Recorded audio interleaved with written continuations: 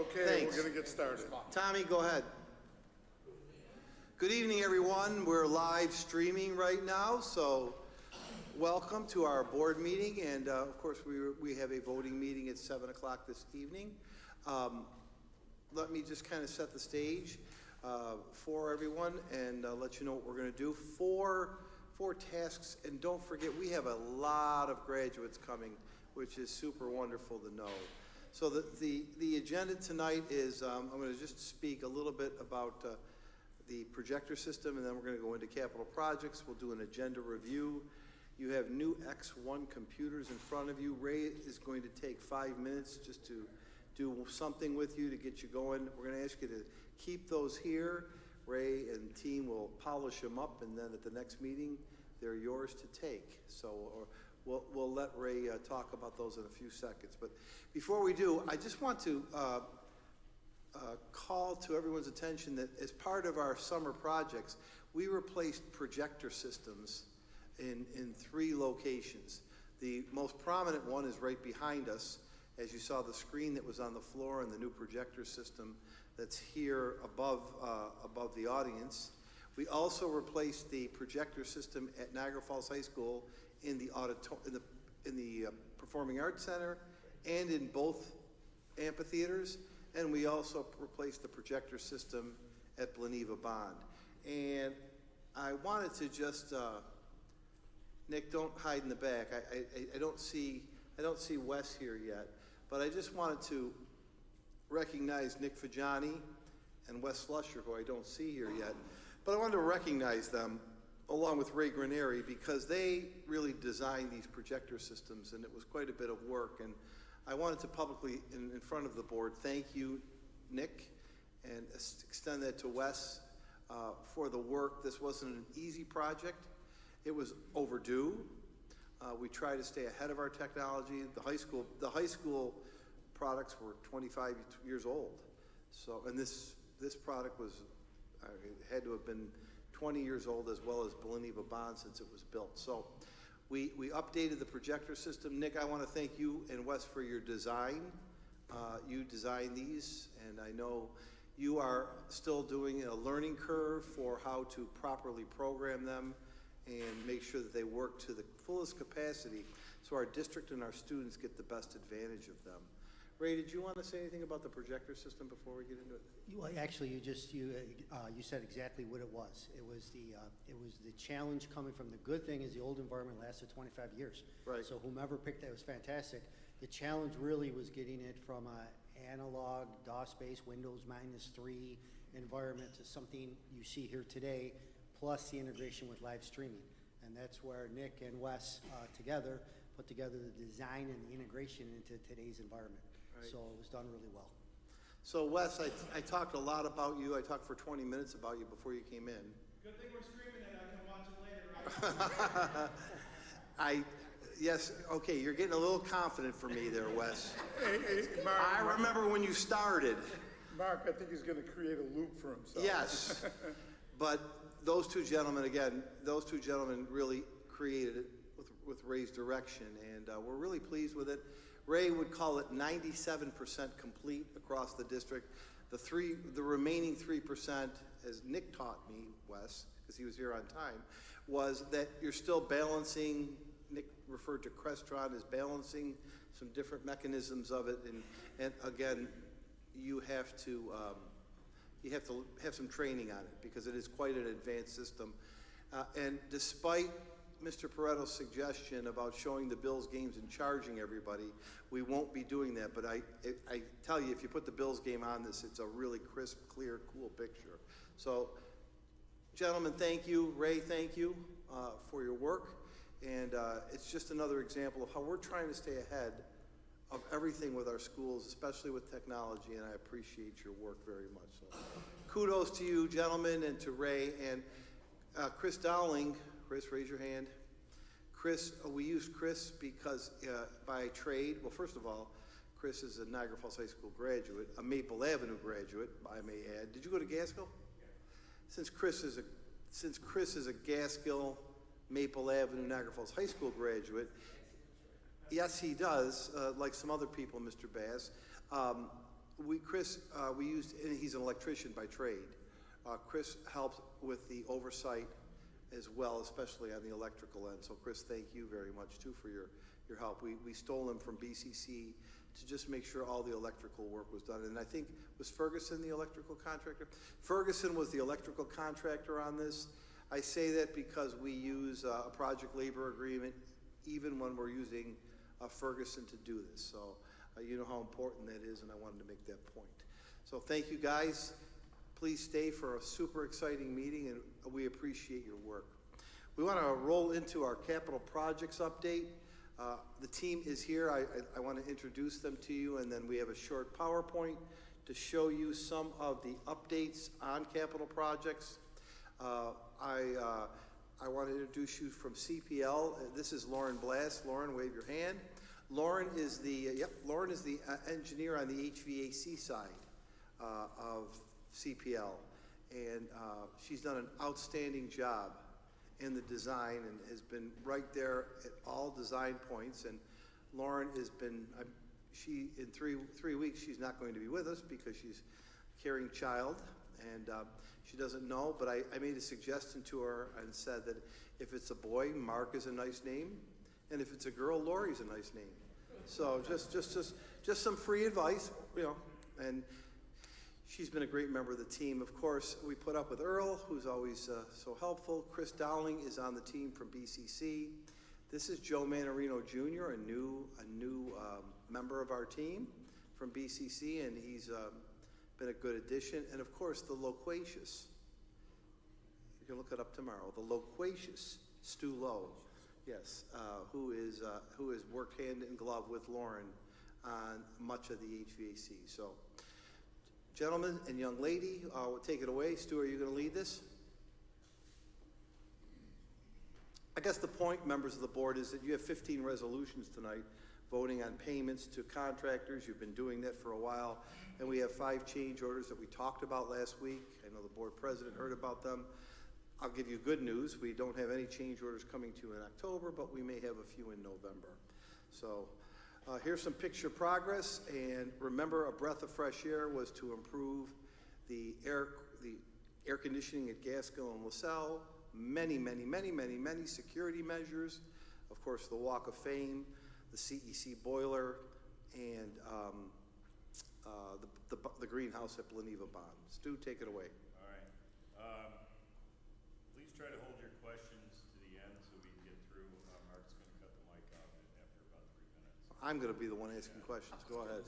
Not the board. I'll ask questions. So we're not going to do anything with the ARP project. That project is closed. Right. We finished that at the end of August and came in on time, under budget, and all the contractors performed very well, and we're really happy with the work that was done. Right. Just to give a shout out to D.V. Brown, CIR Electric, and Johnson Controls. Shout out.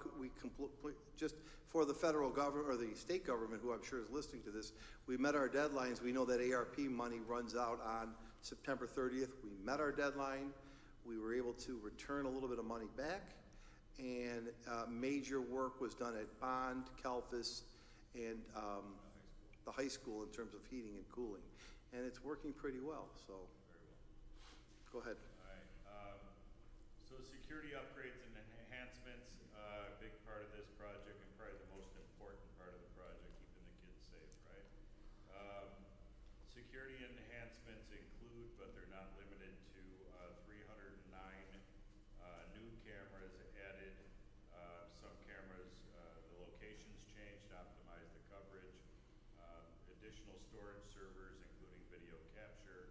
Proxy card upgrade from Continuum to Security Expert, which is a precursor to the Video Expert integration, including intrusion. Right. So just to go back, to expound on that for the public, 309 new cameras across the district. Security Expert is an integrated system that includes alarms on every one of our exterior doors. It's in progress. So God forbid somebody props a door open, a nuisance alarm will sound. It's all integrated into one system. The camera will go to the door where the door is propped, the alarm will sound, It'll be a nuisance alarm, et cetera, et cetera. And the addition of 309 upgraded cameras certainly gives us better viewing, more range, and a higher resonance of picture. Hooray? Thanks. Secured vestibules, shown on here are four pictures of four of the vestibules we're working on right now. The one you came in out front is one.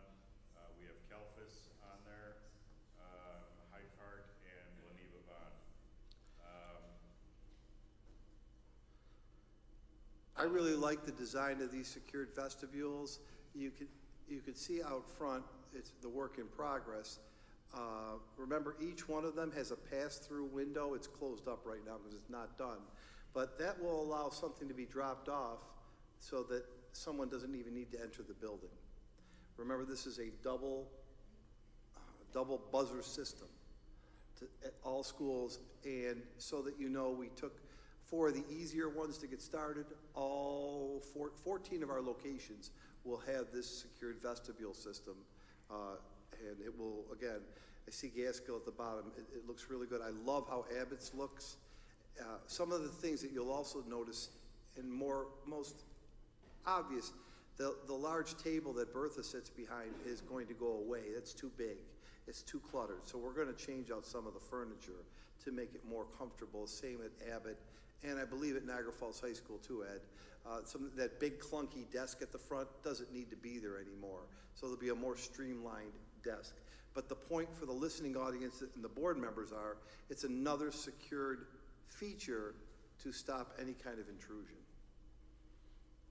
Okay. The window film project, all the film is in. We have some caulking remaining of the film. Over the next few weeks, we will, that's BCC, CPL, and the contractor, will be walking the entire project to punch list to make sure the application of the film meets the project quality criteria. Keep in mind, this window film work consists of 3,378 windows across the district and 269 doors. So it's going to be quite a punch list to go through, so we're going to be spending some time on it. That's 600 potential entrances for a lunatic that we're stopping. And again, it is bullet resistant, but we've seen some tragedies where people have shot through windows and went through them. In 600 places on the first floor level, we are now secured. As Stu mentioned, there are some places where we see some small bubbles and some need for recalking. So we haven't stopped it yet. You can ask him, Nick. Yeah.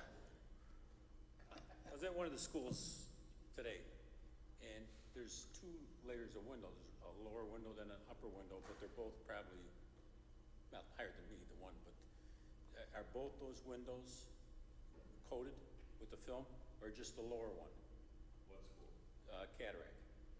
Cataract, both lower windows are going to be the lower section. So the upper section's not gonna be done? Okay, yeah. I don't see the purpose of it, but you do one, the other should be done also, I think. We can take a look Take at a look that. at it. Well, if somebody was up higher, The height off the ground. yeah, but I mean, people are nuts, you know, they could be on a car or something shooting down, you don't know. We could certainly take a look at that. We'll take a look at all those secondary locations. The good news you'll see in a bit is that we're doing very well financially on this project, so we could take a look at that. That window film is expensive, as it should be, but it's worth it. We'll take a look at that for sure. Thank you. Go ahead. What's that? Well, I don't know, I think we had, was that 5 or 10? Or you don't do a warranty on that? I'll find out, Russ. It's at least 5. I think it's longer than that. I don't know, I'll find out. All right. It's actually, we can find out, email it out. It's gotta be more than 5. Yeah, there's no way it's 5 years. I wouldn't have bought it if it was 5 years. You know, and we adhered it so that it would not be peeled off, so on and so forth. I'll get you an exact number and certainly let the public know And Mr. Velardo, I made note of that comment. Yeah, I'll go the whole way up. Yeah. It's not worth it. It's not worth it. I'll go the whole way up. We're doing this to be as secure as we possibly can. And we're gonna do it responsibly, but I'm not gonna pinch pennies on 8 inches. Thank you. Next part we're gonna go over is the Niagara Falls High School fire doors. We had the removal of the existing fire shutters on the first and second floor and installed fire door systems. They were color coordinated with the area. It was a needed safety upgrade for the high school, for fire safety.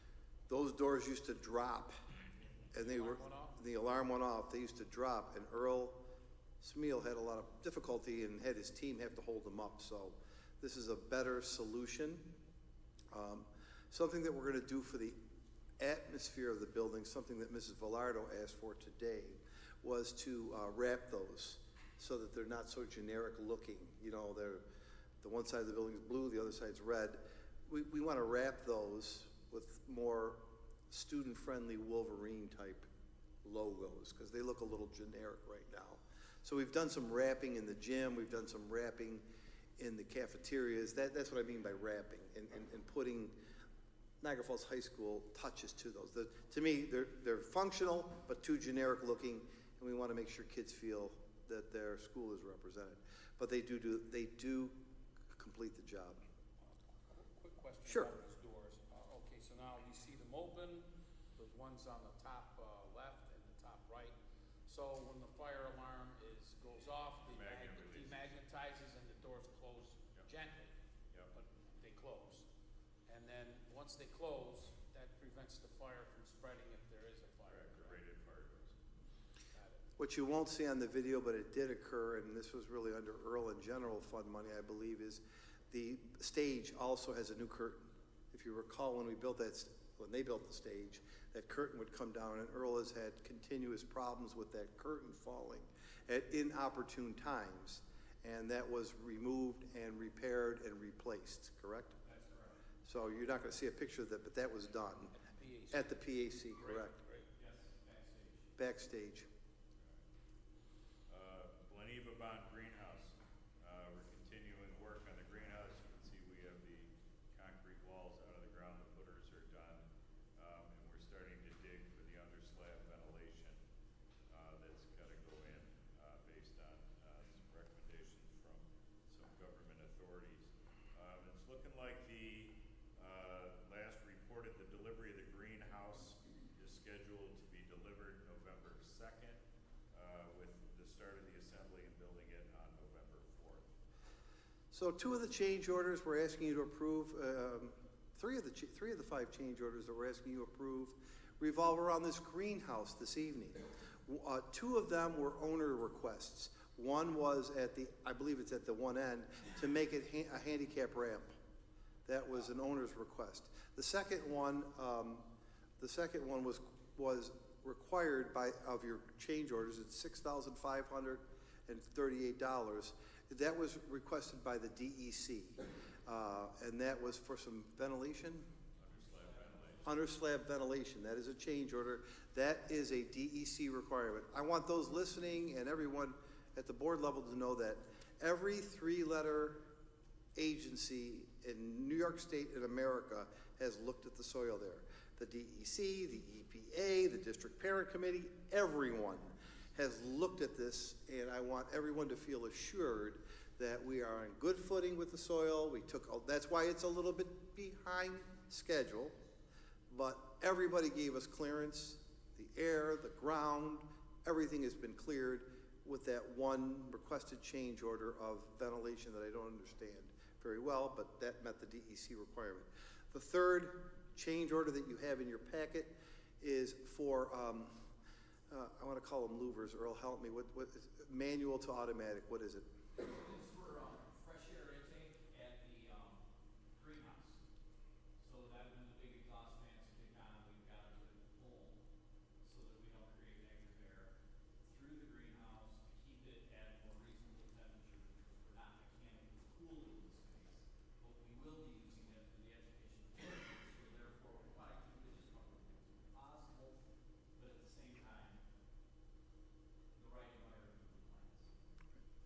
So my only other comment on the greenhouse is while it's located at Bleneva Bond, the greenhouse will be accessible, and kudos to the staff at Bond.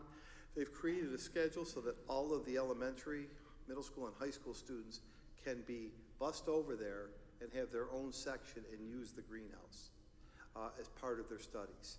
So we'll have high school kids there, we'll have middle school kids there, we'll have GJ Man kids there on a Friday afternoon, I think it's their day.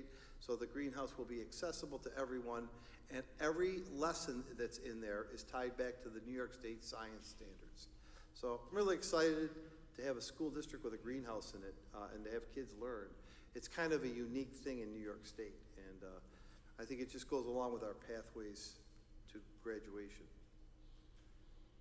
Oh boy. Gasville HVAC upgrades, a lot going on at Gasville and LaSalle.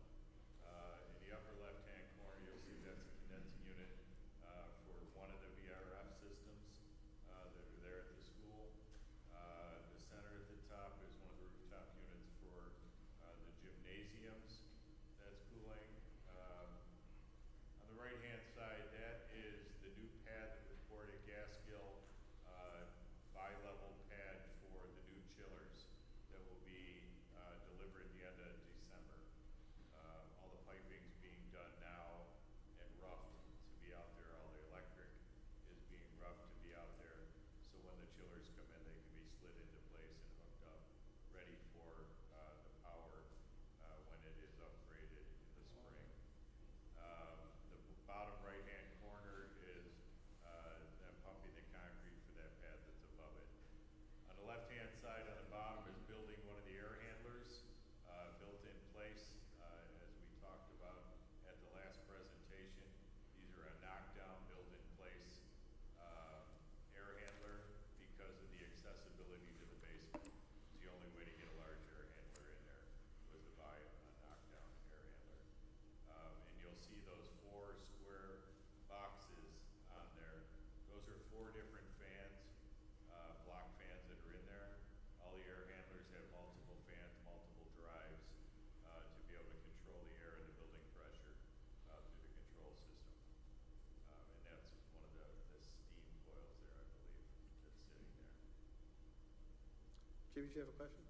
Yeah, I think one cool question. No, you can ask. On the south side of the building, that can be regraded, that concrete's a little bit further.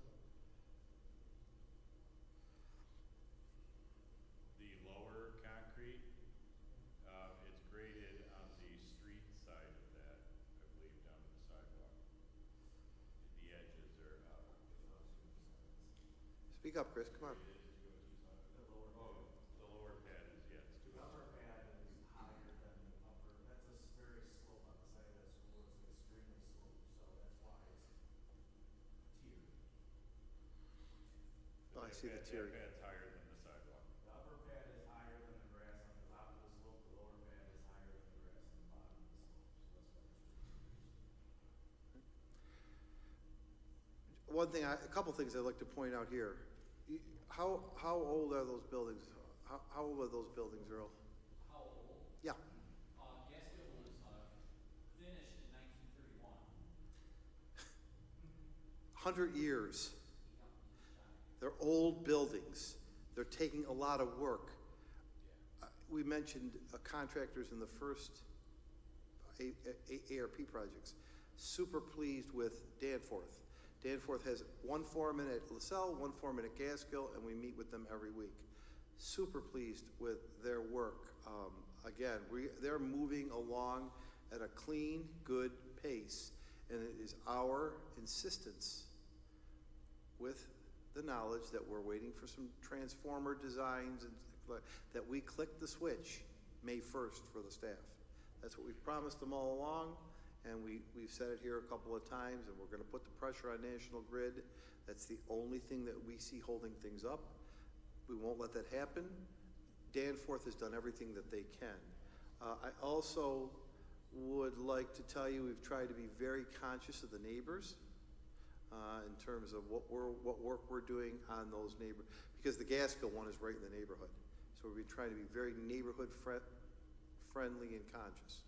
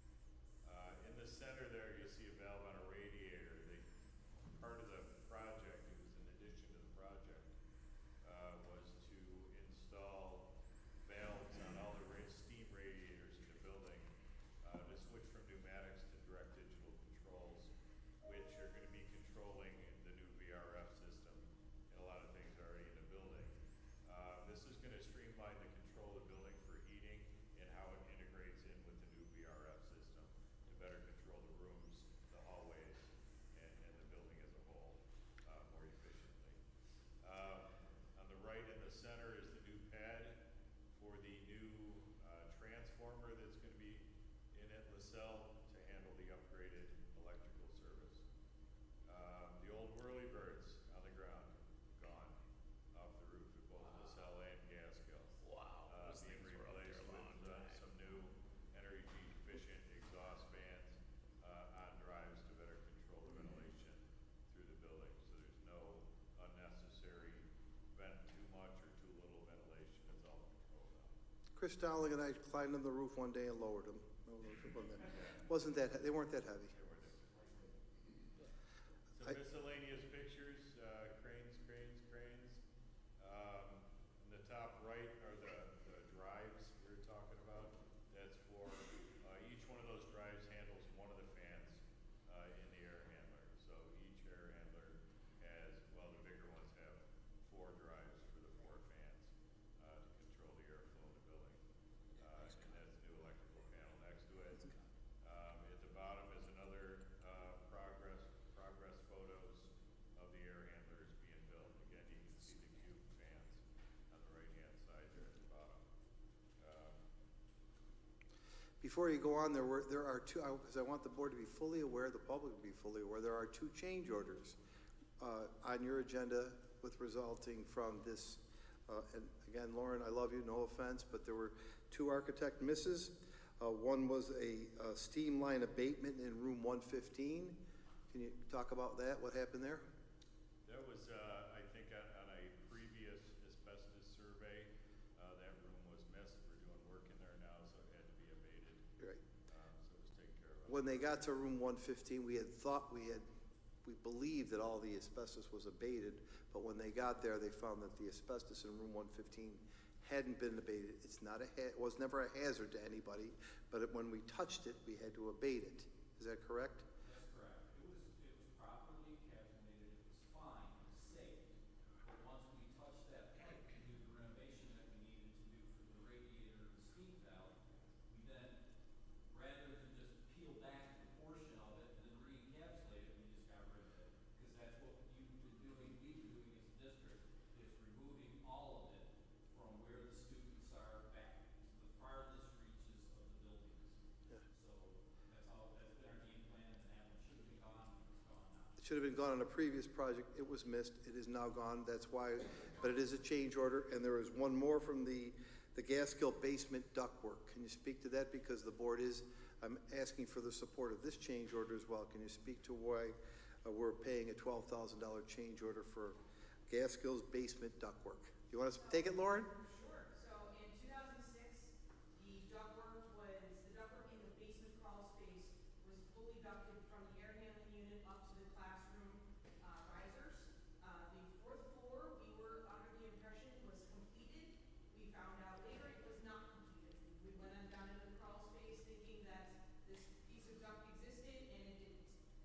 So we had to install a piece of ductwork to connect the existing riser to the 4th floor riser to get ventilation air all the way up to the 4th floor. So that is a change order. Those were the 2, there's 6 change orders on this. That's 5 of them. We talked about the greenhouse for 3, 2 change orders, room 115 abatement, ductwork in the basement. Thank you, Stu. Yep. Cataract Elementary boiler upgrade. We changed the boards. The blue ones down in the corner are the old ones, the old PKs, and we put in some brand new ray packs. They're up and running now. The piping, the big picture on the right, is just a view from behind the boilers that are on the left, which is all the new piping that's been put in on the system refilled with glycol. I want to give a shout out to Greater Niagara Mechanical. They're located in the town of Niagara.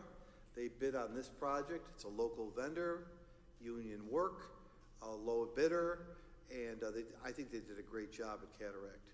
We're really pleased. It was a much smaller job at Cataract than you're seeing Danforth do in their wheelhouse, but I'm very pleased with Greater Niagara Mechanical, a local company, and Sam Prezioso, who is their leader. So One of the owners, yeah. he's one of the owners. I'm really impressed with his work. You know, Yeah. he did a darn good job. It's one of the reasons we separated the projects up a little bit on the Right. mechanicals. Right. On this, and we broke it down. Try to give it maybe a smaller mechanical a shot at doing some work in the district that couldn't afford to maybe bond a $25 million bond, Yeah. For the whole thing. Right. We divided it up, plus with a lot of other construction projects going on, we were a little worried about getting, people to bid on the project in the first place, with that big hole in the ground in Orchard Park. Right, so that was a very conscious decision, and I'm glad Greater Niagara took a shot at it, because they did yeoman's work, or yeoman's work on this. Do you have any more? Because I want to talk about the last change order. Do you have another one? That's it for cataract. There is one more change order, and I want you to know it occurred at Cataract, and Lauren, this is, you're here. All I know is that it was scoped for a, down the chimney, it was scoped for an 18-inch pipe, and it wouldn't fit properly. Can you talk to the board, please, about why we needed a change order? There was no change order on that part. There wasn't, oh, No, it was on the piping that the change order was for, the change on the piping and the glycol. would you talk about it? Yeah, so we, the original piping configuration did not work as well as we had hoped it would be. There were some boilers, so we had to swap out the piping arrangement. Unfortunately, the valving at Cataract was a little out of date, so we had to drain the entire building with glycol and then replace it with glycol. In the meantime, we added some valves, which is going to help maintenance in the future, and swapped out the glycol to make the boilers function better. So, that's a change order. I do want to credit CPL. They took a portion of the payment on that. Am I right about that? Great. They took a portion of the payment for that. So, they stood up. I want you to know CPL stood up and took some of that. We kind of split it away. So, but that was a change order. And I didn't articulate it as clear as my construction days, I'm forgetting things, but I didn't articulate it as clear as I should have, but, thanks, sorry, but that's your last change order, the last of the 6. And with the glycol change, you pick up fresh inhibitors in the glycol and a better freeze protection on the glycol. That was probably 27-year-old glycol in there. 1994. That would make it 30-year glycol. Yeah, 30-year glycol. It's tired. It was pretty brown. So we got rid of it. It was properly disposed of, and they put brand new glycol in. So the system is going to be. Did Mr. Petrosi miss that? He tested the glycol, he thought it was 29 years old. And he said, if it's 29, let it go, but it was 30-year-old glycol. I guess the point for the listening audience, the viewers at home, especially the Cataract parents, 94, that's why it kind of, and we joke about it, but a breath of fresh air, we're doing everything we can coming off that COVID word I don't want to use, but to increase and improve the air quality of our buildings. And ARP did some, and now Capital Project did some, and we're in really good shape, really good shape. Okay, what else you got? Oh, boy. Niagara Falls High School Walk of Fame. Had the pleasure of traveling to Lima, New York last Friday with Earl and Mr. Laurie to do a final inspection Yep. on the panels for the Walk of Fame. And that's what I mean about Mark being engaged in the projects. You know, we go out to Lime to look at these. He wants to be there to put his stamp of approval on these and make sure it meets the district's specifications. But Brian Trott's gonna go do the final inspection of the last panel on October 4th. And these are scheduled to be set October 8th at the high school, the final panels. Mark, you wanna add anything? Yeah, I do. I guess the best picture is that one where the two people are sitting on the bench there. That's what it's ultimately going to look like. There's going to be some silver lettering that'll bring it out. We were not satisfied with the first pour on those panels, so I want to see it firsthand. And we rejected it and told them we're not taking it. And they went back in and cleaned up one of them and said, if we give you this, will you accept it? And we told them that's our expectation. We'd like it to be even better. So they're going to spend the next 2 weeks, whatever they do, making these panels more pristine. As we looked at every little imperfection, because we want these to look very nice, and we want the names, the verbiage that goes on them to be very special for our athletic folks, for our contributors, and certainly for our military folks that we're going to honor on these plaques. So we rejected the first pour. They did a second pour. We accepted that. And now they've got to get the panels 2 and 3 up to speed. And if Brian Trott will go and look, and if they're acceptable, Brian knows what Earl and myself and the team are looking for. We'll accept them. So it was well worth it. It's a very cool operation. What's the name of the Lakeland. We went to a place called Lakeland, and we walked around, and they're pouring a lot of concrete out there. So it was worth the trip. What I would tell you is that Earl drove on the way there, and I need to clarify something. When you're driving on the thruway and your car tires are going over rumble strips, I don't think that's a good idea, is it? And I want to say that that's when Earl was driving. I was sitting in the back trying to do work as we were going, and my mother called too in the meantime. But we were on rumble strips. I put my work away and started keeping my eyes on the road. Now on the way home, I took the wheel. And go ahead, Earl, why don't you tell them how that went? It went amazingly well and very safe and quiet. So he was upset because I drove the speed limit, which I think in New York State you're supposed to do. So they said that they saw every car on the road passing us. I did not have one problem. I did not have one problem with the cars passing me. You got passed by 2 Amish guys. We did. Ray, blurt that out, please. Okay, so you know, when Earl drove to Lakeland, we were on the rumble strips for maybe half the trip. When I drove home, many people passed us, but we got home safely. That's all I'd like to say. That's right. End of my story. I drive the speed limit. They were back there chuckling about my vehicular prowess, but we were home safely. Okay, what else you got? We went through the projector. Yeah, that's project. Great picture Chris gave me of the high school event center. Right in the center with the scaffold they had to erect to get the new projector system up. The black one on the right is that one. Probably didn't need to put in there. And the white one is the amphitheater? Yeah. Amphitheater. And the control panel from the second floor down. I just remember last year at the homecoming assembly how washed out it looked for those kids. Remember that, Russ? We talked about that.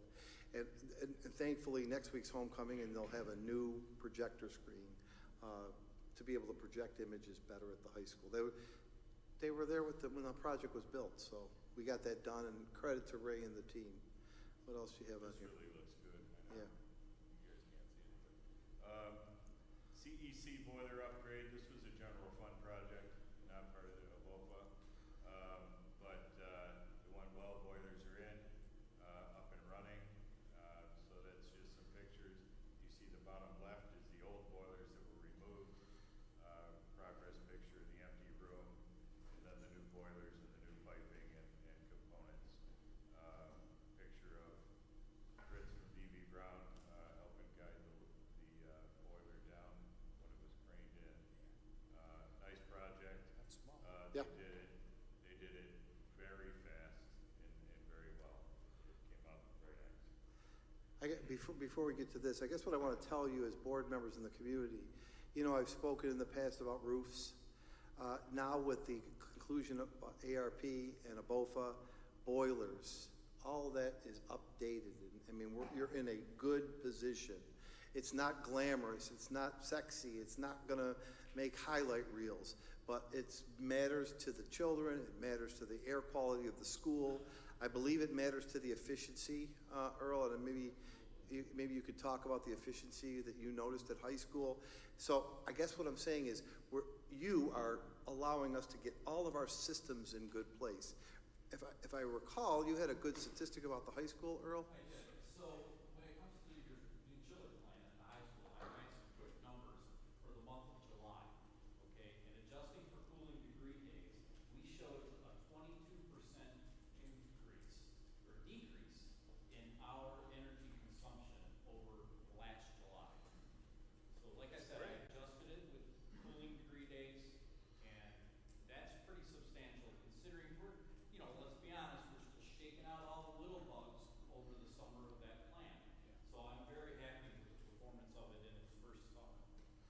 Yeah. Are you saying we'll have more electricity to sell?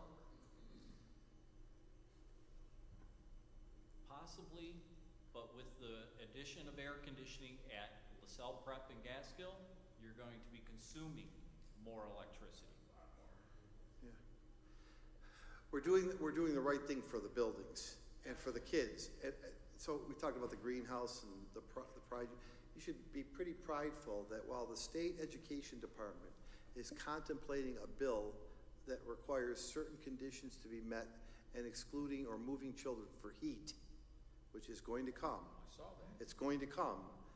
Every school in your district has air conditioning. And I think that's our antidote to that bill that's going to come. And I understand it gets hot. Believe me, I've been on the 3rd floor at LaSalle and at Gaskill. I happen to have a relative who works in room 302 at LaSalle, and every hot day he certainly calls me, and I defer him to his mother, but he will be pleased that those teachers at LaSalle and Gaskill have, they've really had to tough it out because it is hot up there. It really is. So, thanks. Anything else? Go ahead, Russ. Sure. Okay, Russ. Well, actually, this goes to you, Stu, and Earl. I mean, these boilers look very nice, but look very complicated. Are they less complicated than what we're already dealing with? Or where I'm going at, what is it? These rate packs, I don't think they're super maintenance intensive. There's a lot of electronics in it. That being said, the troubleshooting on them is, the tech comes out, the laptop plugs in, and Right, they right, pretty they- much troubleshoot it. So the service time is probably less than crawling around a big old sectional trying to figure out where the connection's lost or why the burner's not firing. Yeah, well, the power flame burners on the old burners have almost as much electronics as the new boilers. It's just a different operation, more of a condensing boiler, way more efficient. Way more energy going up the stack, out the flue on the old boilers than on these ones. So with the percentage loss. And going back to Earl's staffing, Earl, we're able to handle it? Well, New air conditioning? there's a lot of mechanical equipment in the district. But with your capital projects, just like with this one, we've been waiting for some cooler weather for the actual training. Johnson Controls is gonna come in. We purchased this through Johnson Controls, this system, okay? Johnson Controls is gonna come in and train all of the pipe shop staff on the operation and maintenance of these boilers. So, and that's what we've been doing all along. We always buy that as part of our capital projects as a training session. Yeah. Your point is well taken though, Russ. They're a lot newer than the old Smiths. There's a lot of new stuff to them, but we've got a good partner on the mechanical side with Johnson Controls. Their control tech, Scott Wex, I gotta say, he's like a rock star of these last couple of projects. And it could be 10 o'clock at night and I can call Scott and he'll pick up the phone. That's the kind of relationship I have with him. He's amazing. So I'm not worried. If it's something my guys can't get at a moment's notice, I got somebody I can call. Very good. And to your credit, to the board's credit, to your credit, to Maria's credit, the staff we have in this department has really risen to the occasion, turned over. They're very skilled people. They want to learn. I'm really comfortable. Just to contextualize boilers, the only place, and we're in study of it now, that needs boiler work in the district is this building right here. So we have now started to take on the CEC. We don't get aid from the state on the CEC or this building because there's no children here. So we've started to set aside general fund money to take care of it. Yeah, oh, right. But Earl has already started to seek bids for this building because we're on toothpicks and string, right? Or not that bad? I'd like to say that we're not quite that bad Okay. here. It's not great. Okay. But I'm more comfortable. I just had one of the boilers repaired just this past week. I feel good about the one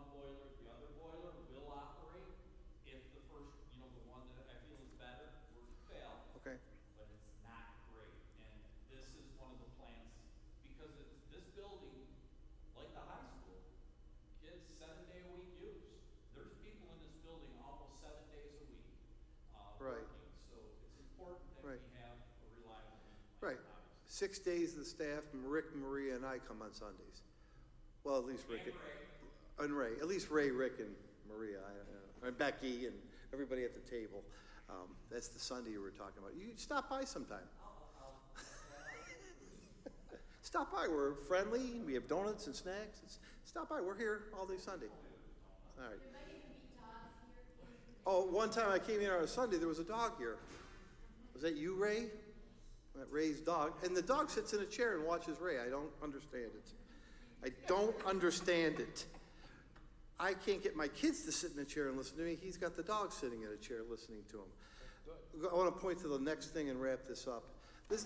You can't see this, but what we do. Made it intentionally really. Yeah, what we do is, this is where we track our change orders, right? This is where we check our change orders. And we're at a really good percentage. If we factored out owner requests, because some things we've asked for, and we've spent about $56,000 in changes on a $29.3 million project. I think we're about 60, I'm gonna say 60% done, 65% done? I think we're a little better than that. The big thing that's not done are those vestibules. How's that? The big thing that isn't complete are those vestibules. They're all in varying states of development, but we'll get them done. The goal is, and Becky repeats this, we have to get this done by next August, correct? Yep. Why? Because Becky and Richard have to submit the reports, so we get the aid back. Remember, this is a 98% reimbursable project. The aid will come in our state aid run. And if we don't have it done by August, it starts to disrupt the aid cycle. So contractors, you're doing good, you're doing well, you gotta get done by August. So in August, we'll come back to you and show you the finished product. Okay, another thing to note on here, Mark, is that, that total of 272,000. Yep. That big number. Oh, that's right. 285. That's right. Was an alternate to the project. That's right. With the oil tank removals. That's right. That we awarded. That's right. Late. That's right. But when we realized we had the money to do it, we awarded it late, so instead of just awarding it under the project, we had to create the change order for that. It's the only way to do it. And Scrufari is doing it, right? Correct. When we're comfortable that we had enough money, there were 2 oil tanks that we had to have removed or drained. That takes a big chunk. They call it a change order, but I don't consider that a change order, because we knew about it, we wanted to get it done. We just didn't know if we had enough money at bidding time, and they held their prices. Right. And we got it done. Yeah, so it wasn't the original bid as an alternate. It's a good point. Earl, you want to wrap it up? Just real quick, I'd like to circle back to, I believe, Mr. Gallardo's question. Chris and Joe looked it up. The way our window film is installed, it has a 25-year warranty. There we go. Installed on the interior. Right. I never would have signed off on 5 years. So across that question, a 25-year warranty on that window film. Now, what we will do. Yeah. They say it's as good or better than the lifetime of the window. Yeah. Actually, that's, You said because it's on the inside of the window, it's 25 years. Out of curiosity, is there, from a safety perspective, any difference whether it's on the outside or the inside? I'm just curious. I can't say whether it's a stronger window because it's on the inside. What I will tell you is it's less tamper-proof on the inside to vandals. Peeling it off during the night or something. Or wear and tear from the weather, Yeah. or stuff like Their recommendation is to install it on the Inside. inside. Okay. It's a 12-year warranty on the outside and 25 on the inside. Oh, you take the 25 out. It's suggested to be on the inside for safety. And then just to follow up from a question from many, many meetings ago, so I highly unlikely, and I don't expect anybody to remember, but we did talk about, because it was on the inside, cleaning products, and if there was any kind of issue with certain cleaning products being used. I remember the question. Yeah, did we look into that at all? Yeah, we're good. Okay. We're good with the products that we buy from the cleaning Thanks, sir. I believe in letting the public know that we have all this. I want people to know we have this. Don't do that anywhere. But don't come and interfere with our kids. Do not come and interfere with our kids. Between this and all the human supports we have for safety, we're trying to put our district in the best place possible for any eventuality. And it's sad. I think it's totally sad that we have to have this conversation and spend that money. But it's totally irresponsible not to have this conversation and spend that money. Totally sad. What a sad statement about the safest place should be the world of schools, but totally irresponsible for 7,000 kids and 1,500 staff. I think the only thing I would say is it's not just schools. It's other places need to look at some of the stuff schools are doing. Absolutely. You know? Great job. Great job, Lauren. Great job. We won't see you. When's your last day? October. Oh, you get work right up till October 11th. That's good. Yes, Ron. I have a question. You're good. I have more of a question for Earl based on this presentation. Sure, fine. One thing we don't, one thing I would love education on, maybe some of the other board members might know more than I do just from years on the board, but as I look at all of these presentations, that is heavy duty equipment that we are paying for and that you're doing a great job installing. I'd love to know what we do, because it's probably a nice shout out for our staff too, right? But I would love to know what we do from a maintenance perspective to keep all of those things in tip-top shape so they last as long as the others did, as we're investing into all of this new, all these new products to put in the schools. No.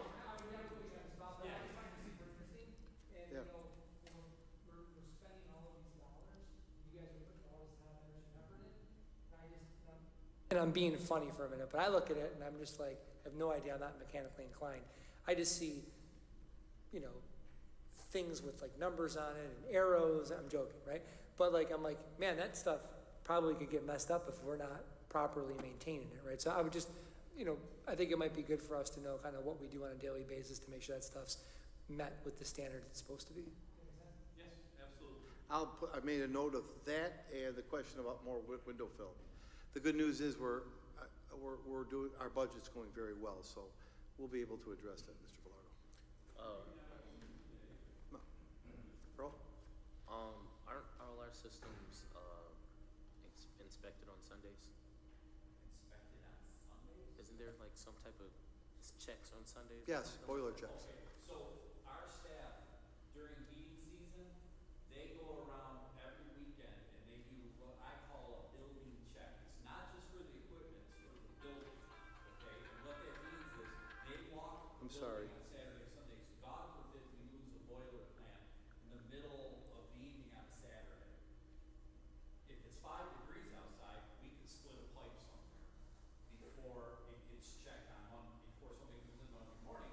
Or maybe a little bit less of a problem, but still a problem, is people walk into a building at 6 a.m. Monday morning and it's cold. Now we've got less than an hour or two to heat it up and get it ready for staff and students. So yes, during the heating season, we have someone checking the boiler plants every day. Every holiday, every day. Yeah. So I like that. So, sorry, can I ask a follow-up? So that's kind of like what I'm talking about, right? So we have checks and balances. We're doing routine maintenance once a week to check on it, but also like things like understanding how to use the new equipment, right? And making sure that, and maybe this isn't even a real thing. Again, I'm speaking out of term because I'm looking for education, but like, are they at the proper levels and all that stuff. I just think it's super interesting, and I'm sure we're doing that, but I just would love to learn more about it. What I'd like to show you too, excuse me, Mr. Pareto, Earl can check for some computer. He can check the room temperature of every room in the district. Yep, that was me. You stole my thunder. Oh. But no, that's perfect. Because sometimes people say it's too hot, too cold. He shows me a bar graph, right? So we can trend every single room's temperature. So I think that's a cool thing to show. I mean, if you're interested in that. But that computer will tell you when that Seat unit's down. temperatures, water temperatures of the plants, all of that stuff we monitor. I'm not saying we sit there and watch it every day, but if we notice some type of issue, we can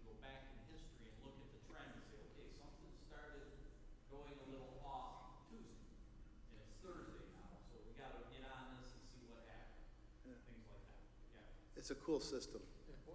Sorry, one more. I mean, I'm assuming, in order to make sure that we have, opportunity to take advantage of warranties, there's like certain things that we have to do to, on a frequency to make sure that we're, okay. And many of the vendors are very good to us. So we're fortunate that way. But yeah, we have to keep up on the maintenance or else the vendor's gonna be like, well, it's not our fault this burner went off. And again, I'm gonna stress, local labor, project labor agreement, only school district that I know of in Western New York that does it, I have no problem with it. We get good work, we get really good costs, and we have very few accidents. I mean, it does happen, but those are indicators I'm looking for too, so. Go ahead, Stu, you'd like to say goodbye? Yeah, bottom line, we had a great summer out here. We got a lot done. We're ahead on a few things. We're behind on a couple, not anything, you know, that's out of our control. I just want to thank the district for the support they give us, Earl and his staff, all the building staff, Yeah. and especially you, Mark, being right on top of everything. Yeah, I enjoy it. I make a lot of statements I know nothing about, Rob. I will say, for those listening at home, if you've never heard me say this, I have a toolbox in my house. It has 3 tools in it. It has a hammer, a screwdriver, and a checkbook. And I know not how to use 1 or 2, but I am really good at writing a check to fix something, because I don't know how to do anything. But I've learned a lot, and I like it. And we got to stay. Hey, folks, we're dealing with $30 million. I have an obligation to know where it's all going. That's only fair to the taxpayers. Thank you very much. I just want to say something. Go ahead. Since I've been on this board, you guys have said you're great. It's just a statement I'm going to make. Since I've been on this board for over 2 terms now, we have put a ton of money into our buildings. Now, we've also, there's a threefold here. We put a ton of money. Now we're going to air condition every building. We're going to make it comfortable for our kids and our staff, okay? When you talk to Russell and some of the veterans of the group that have been on the board a long time, it is we should be very proud as a board and as a district to be able to push these old buildings, 1931 Gaskill, into the new millennium here. And we've done it all with local people, supporting local jobs, and creating a beautiful economy, okay? That's another fold of it. But all in all, make it safer.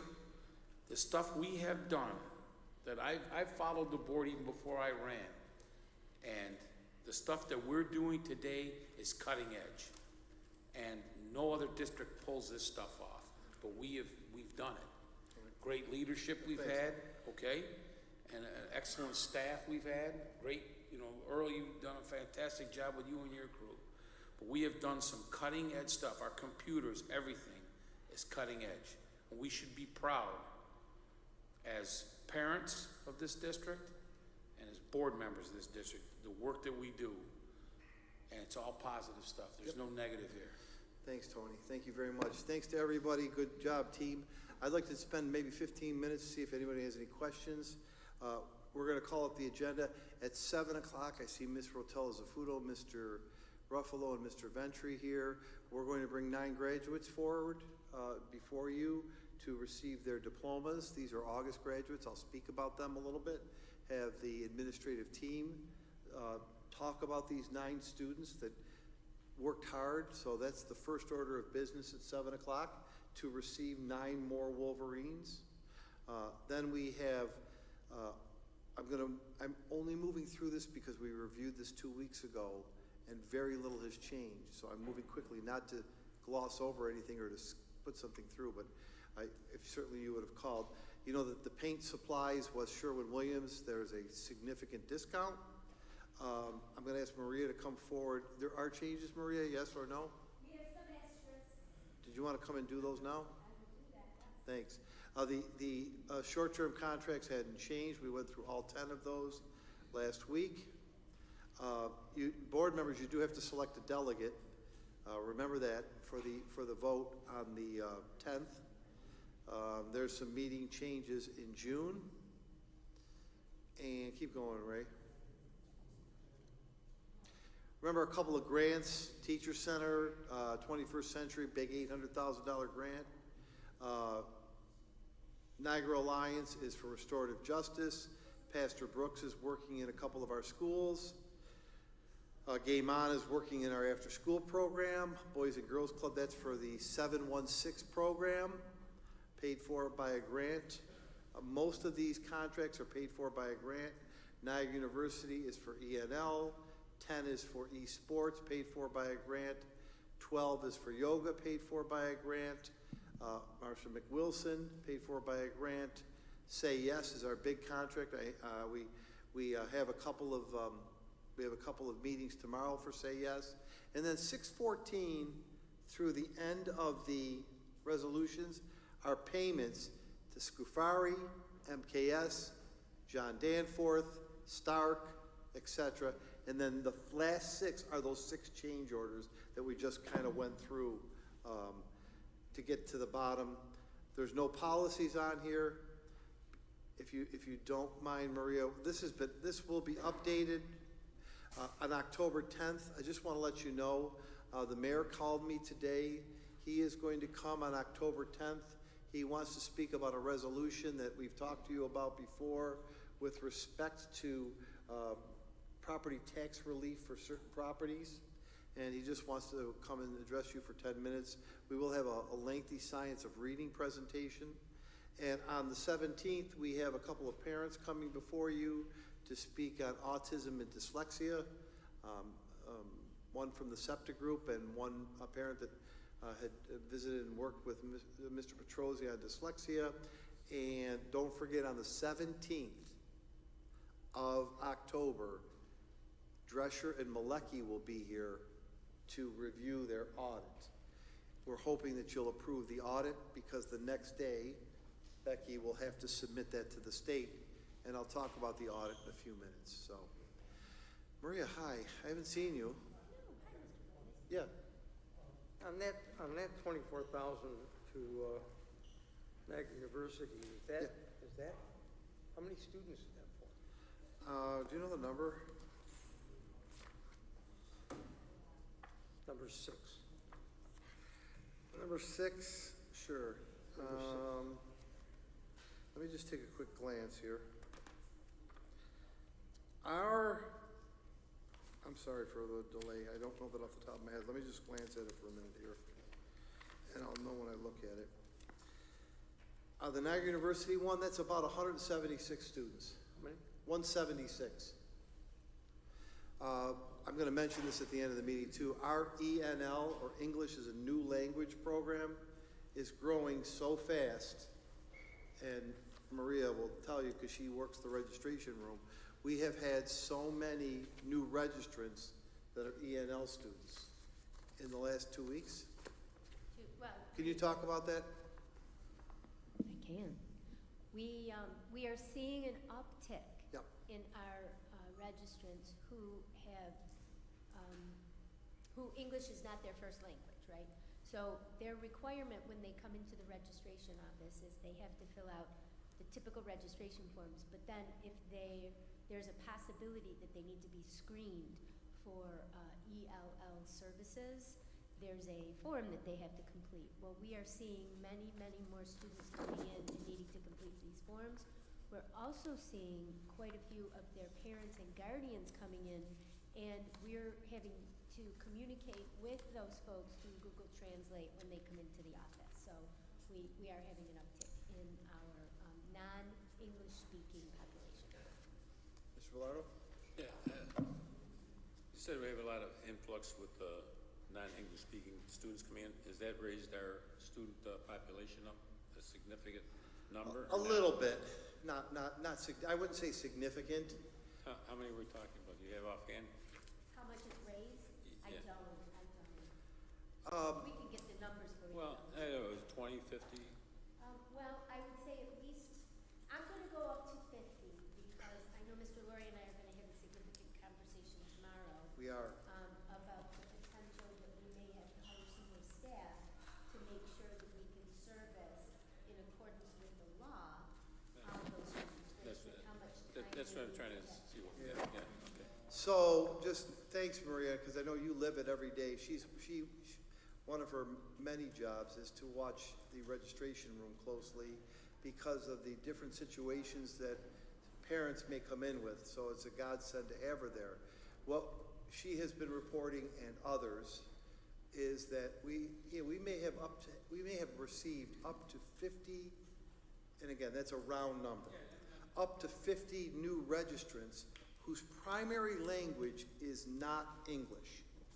And what is causing our meeting tomorrow afternoon is our current staff of 13 ENL teachers may not have enough time in their day to service all of those children. So the conversation that Maria and I are having tomorrow afternoon is, and we'll keep you posted, do we need to, at this point, hire an additional ENL teacher, 4 weeks into the school year, because of the increase in ENL students? And we're glad they're here, but the ENL students that are coming have language needs that are sufficient. They're not coming at a high English level. Will that also affect the size of the classrooms once these kids filter into the district? No, you know what I'd say? Of course, the class size is going to go up a little bit. Our classes. I mean, will we have to have, expand more teachers? Yeah, no, I don't think so. The general class. Yeah. I think we're in such a good position with class size. Teachers will see more students, but it may be 2 students in your class, 1 student in that class, 5 students at the high school spread across, 2 students at the middle school. So some teachers, yes, some teachers, to be honest with you, will get more students. The schools impacted will be G.J. Mann, Kelfis, LaSalle Prep to a degree, and Niagara Falls High School, because and Ed's here shaking his head. He does the schedule, and are you seeing it there, Ed? Definitely, and if we did have some extra support, we could create other classes or add students to other classes with that support in those classes. So as not to, Disrupt anything else. right. It would be seamless. But you're seeing it, are you seeing it or no? Because one of the concerns we have is the ENL support we have or don't have currently at Niagara Falls High School, which is one of the conversation points. Yeah, I just want to make sure we're going to have enough staff to service our students, Yeah, I believe, not adversely affect I appreciate where you're going with this. I believe we have enough general education staff. I believe that tomorrow we're going to come to the conclusion that we're going to need to add 1 staff member for ENL. But I want to just talk through with Maria.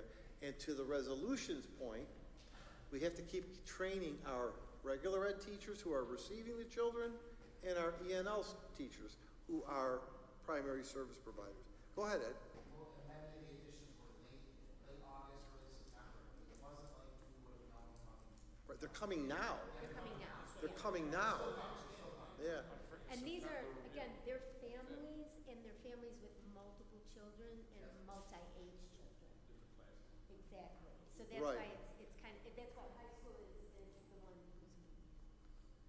Yeah, and based on their language ability, Carrie was at Calfus, based on their language ability, some may need an ENL teacher for 3 hours a day.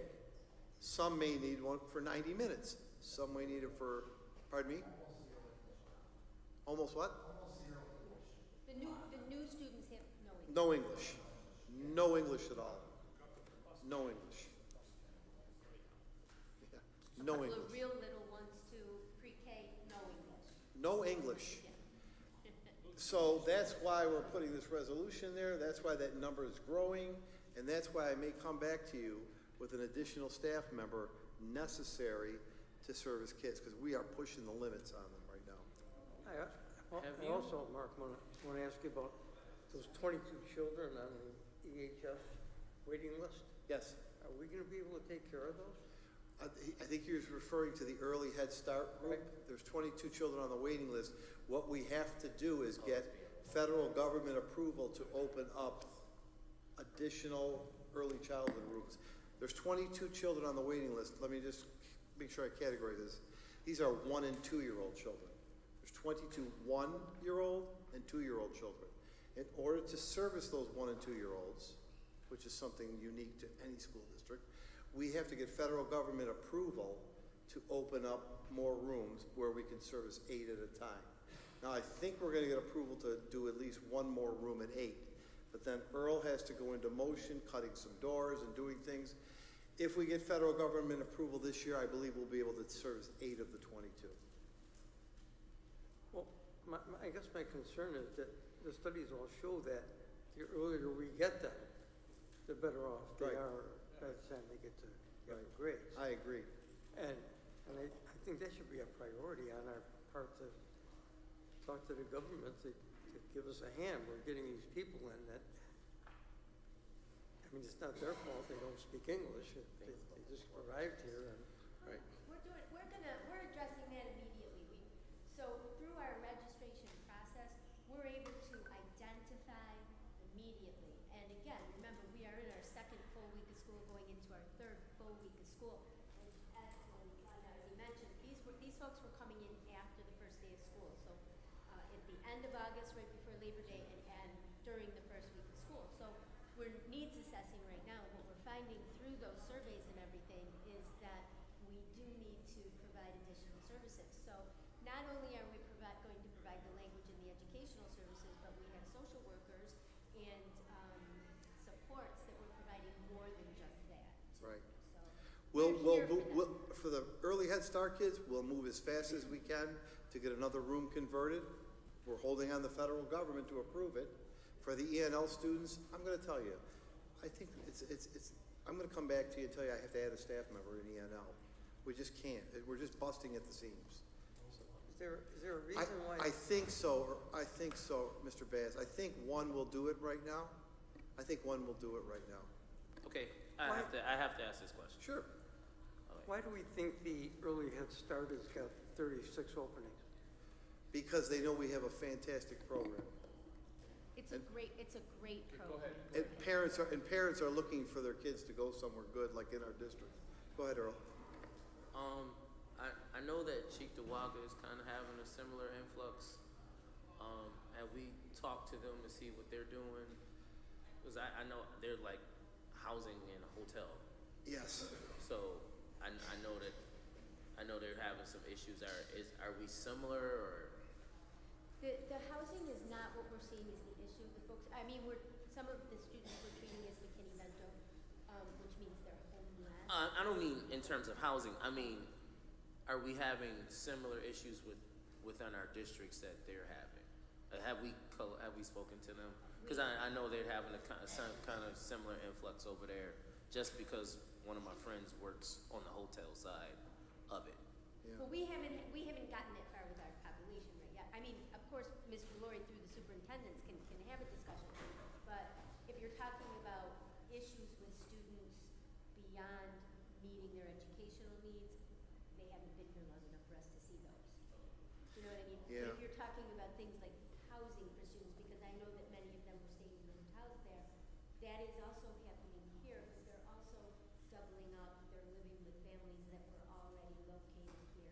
So they are having housing, they're living in places. So that's why I thought that's what you meant. Yeah, it hasn't.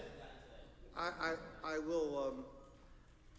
will call Superintendent Zip tomorrow or Friday to ask him, because I do know him, because I think he's still mad at me for stealing one of their great Spanish teachers. We took one of their teachers. We took one of their teachers, and she's great. She's fabulous. When we got Spanish, she's fabulous teacher at the high school. But I will give Superintendent Zip a call, Mr. Bass, to find out. But they're coming from Venezuela. We've had an influx. Recently, it's been Bengali. Bengali. That's what the language. Bangladesh. Yeah, Bangladesh students. That was gonna be a question I wanted to ask. Yeah. Were we looking at, like, what country, region? Yes, they speak Bengali. They're coming from Bangladesh. Yeah. Venezuela, yes. Venezuela, we've had some. Pakistan. Pakistan. I would say, unless you know different, I would say the 3 countries they're coming from are Pakistan, Bangladesh, and Venezuela. Yeah, that's where the folks are registering from. Maria, do you have anything on the personnel report? Just if anybody had any questions about our asterisks, I'm looking at the classified report. The main change on the classified report was we had a cleaner who asked for a leave of absence. We gave a small leave of absence to, Mr. Lawyer agreed to that this week. That was the main change on that one. And then on the certificated report, we had some additions. I believe that, well, if you have any questions. We got two more retirements. Yes, 2 more retirements came in. We have the retirement on the certificated or teaching side of a pre-K teacher in, I think around December 1st, if I remember. Yeah, November 29th. November 29th. That's what I got to ask about, though. That's, Yeah. Did you want to ask a question? Well, it seems funny that worked for 2 months and retired. I hope there's not an illness thing or anything like that. Well, no, I mean, Because, I mean, why start the year and then work 2 months and young kids are getting another teacher? It doesn't seem, well, anyway, I was just wondering if if it's a medical thing that's personal, whatever, but whatever. to my knowledge, it is not, which is good, right? Yes, So yes. We're happy that it isn't. One of the things that their contract calls for is they're not going to be giving a lifetime medical benefit, is that they provide us with at least 30 days notice. Okay. So that we have. And another issue or another reason sometimes that folks wait for their retirement until a date certain is because they're either reaching their 30-year mark in the retirement system or they're reaching the age of 62. So it's kind of very difficult for people to say, I'm going to stay until June 30th when I turn 62 in November. In this case, I think it's the 30-year mark. It's the 30-year mark. So to be very Yes. direct, it's the 30-year Yeah. mark on that one case. Yeah. I get your point, though. I get your point. I'm looking at some people who have young children. I get how that could be after you have 10 great weeks, and then I get the point. No, I understand. I get that point. We also have thank you, Earl. I'm sorry. I think we had a classified retirement that I just noticed with an asterisk. I didn't know that. So on the classified report, there's a retirement this week. A longtime safety officer has retired. I just saw that, Maria. So, yeah, he's been with us a long time. Oh, the majority of it, and then he started moving around a little bit. About 4 years ago, he started moving around to different locations. He went to the Community Ed Center. He was LaSalle at Prep for a bit. while. He was at Cataract Elementary School, so he, in the last years of his career, he moved, but the majority of it was functional. In our years, Earl, the great years, he was at Niagara Falls High School. The great years. I think that's where we knew him from. Well, we knew him from other places, but that's where we worked with him. You as a student, me as an old person there, you know. Anything else for Maria? Thanks, Maria. It'd be nice to see you tomorrow.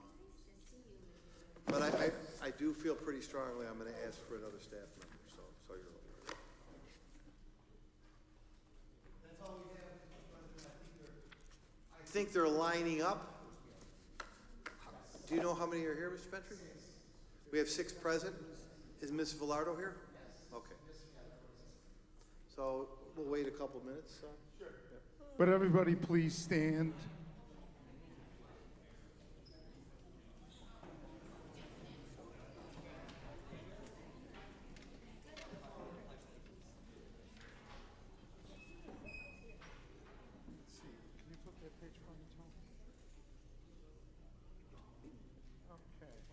Welcome, everybody. We're going to call this meeting to order. We're going to stand for the pledge to the flag, and the pledge to the flag is going to be done by Louisiana.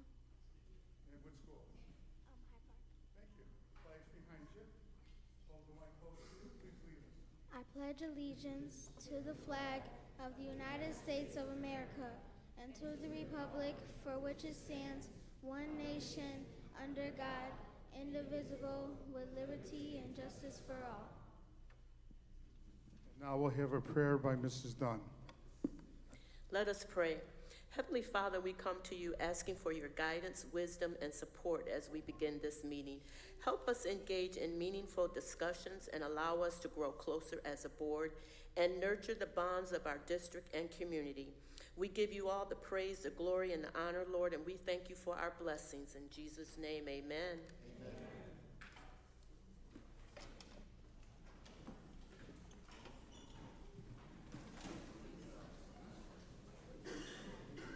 Thank you for doing the pledge for me. Appreciate it. You get tomorrow off from school.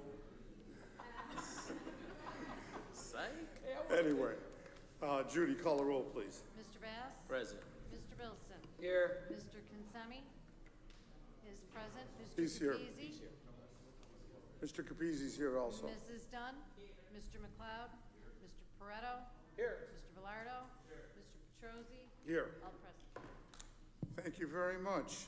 Mark, you have a special presentation for us. Would you We have a kindly take over, Mr. Lord? Yeah, it'd be my pleasure. We have a super special presentation.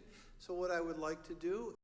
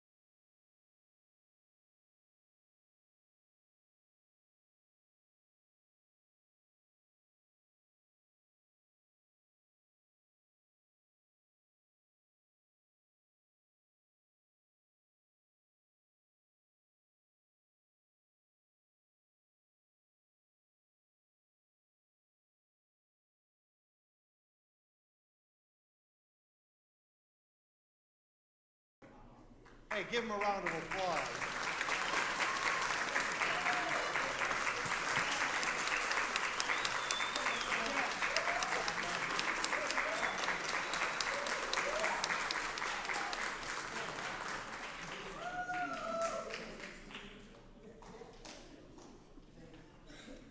Please be seated. Thank you very much.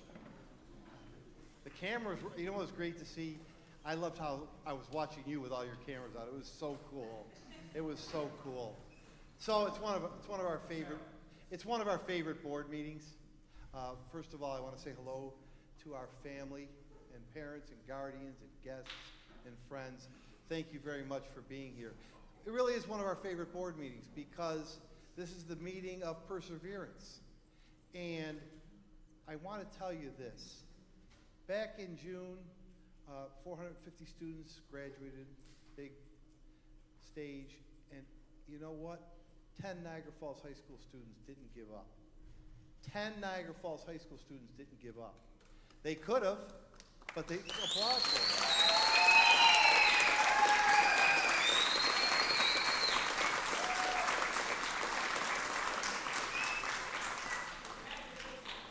They're applauding for you because you didn't give up. You could have been disappointed. You could have said, oh, look at all those other students got their diploma. Everybody's on the stage. Everybody's having a party. And you didn't give up. You said, I'm going to come back, and I'm going to do this, and I'm going to get something that no one can ever take away from me. And that's your high school diploma. But I tell you what I would tell those other graduates. Please know this. It's not enough. It's just a gateway to something else. You had perseverance enough to come back. Now take the next step and do more. Okay? Take the next step and do more. But you're special because you didn't give up. And that's a skill that will take you far in life. So I'm really proud of you. And let me tell you one more thing. Let me tell you one more thing, because I hear this. These diplomas that you're going to receive today are just as well earned as any diploma that any student received in June this year or next year.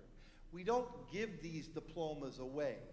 We don't give them away just because you're her or he's you or we like you or I know your mom. We don't do that. You have to earn them. You have to stay with them. We don't just give them to you and say, oh, good luck. Hey. No, you stuck with it.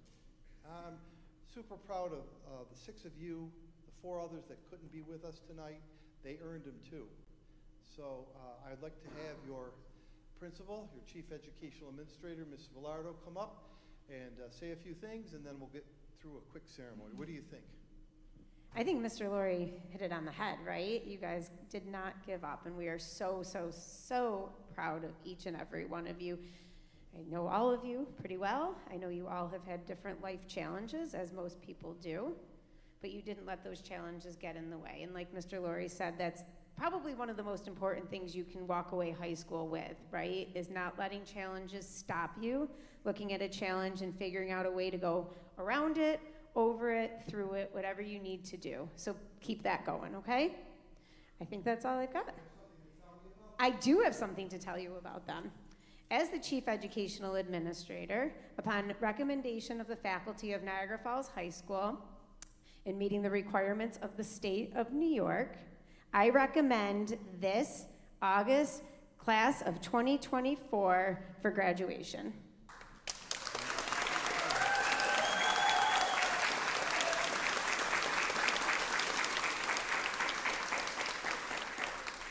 As a very proud superintendent of schools in your Niagara Falls School District, on recommendation of your principal, I hereby do declare, as invested in me by the New York State Board of Regents and this 9-member Board of Education, that you are now official graduates of Niagara Falls High School. Congratulations.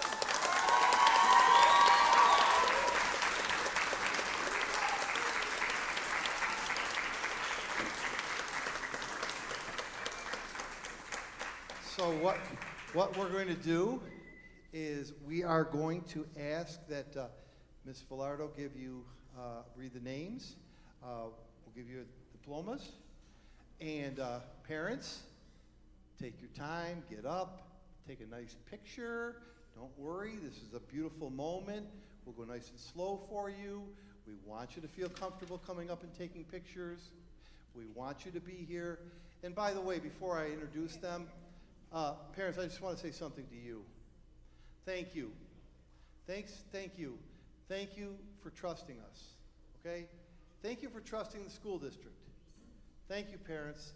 You could have gone another way. You could have complained. You could have said this or this did or didn't happen. But you trusted the principals. You trusted the faculty. You trusted the board. You trusted us, and you sent your kids to us. I just want you to know we appreciate you, parents and guardians. So who do we have here? First we have Ariana Beasley.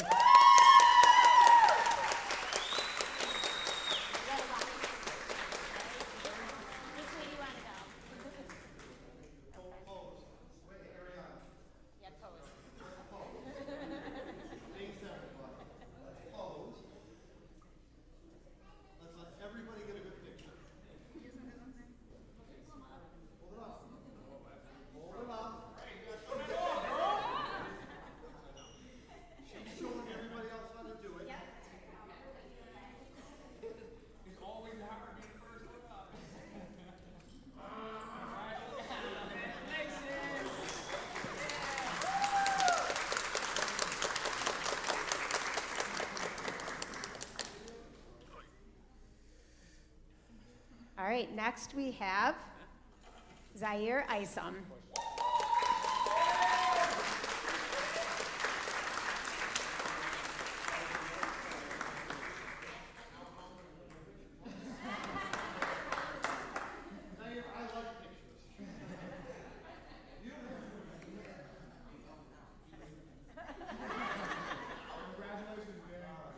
All right, next we have Maheen Ramawalan.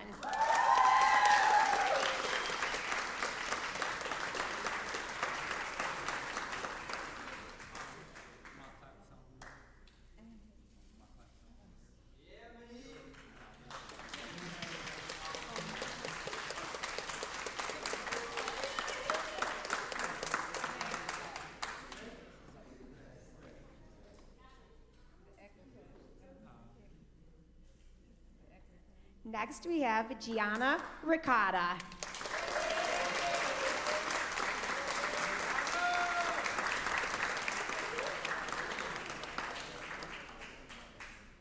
Picture, I see your mother and your uncle. I know your mother and your uncle.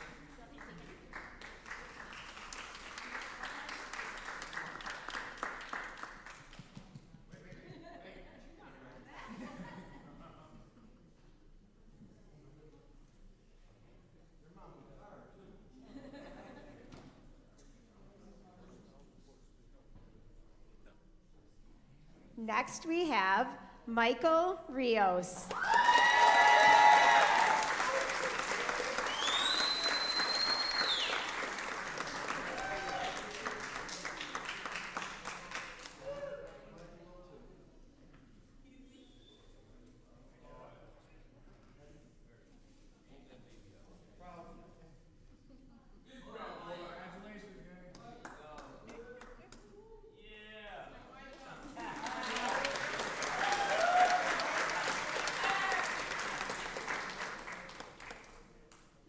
And last, we have Edrica Roberts.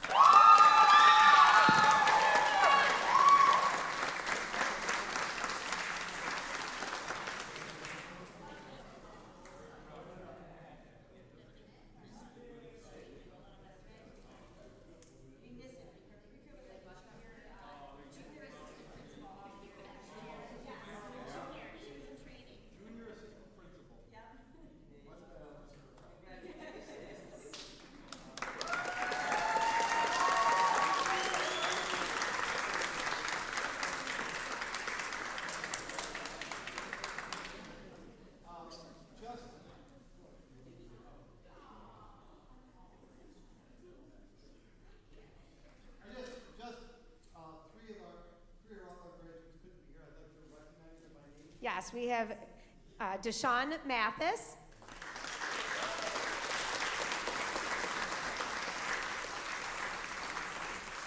Deaja Robinson.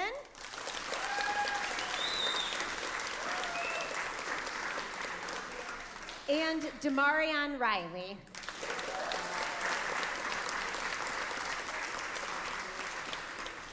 So, just wanted to conclude with a couple of things. First of all, I want to just call out two people.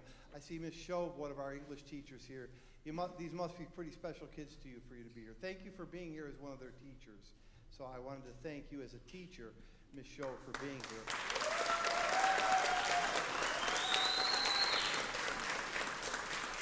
Says a lot about you to take time out to come to this. So thank you. I want to recognize you. And I couldn't do this without recognizing one of the greatest HVAC men in all of Niagara Falls history, Phil Ricotta. That's your niece.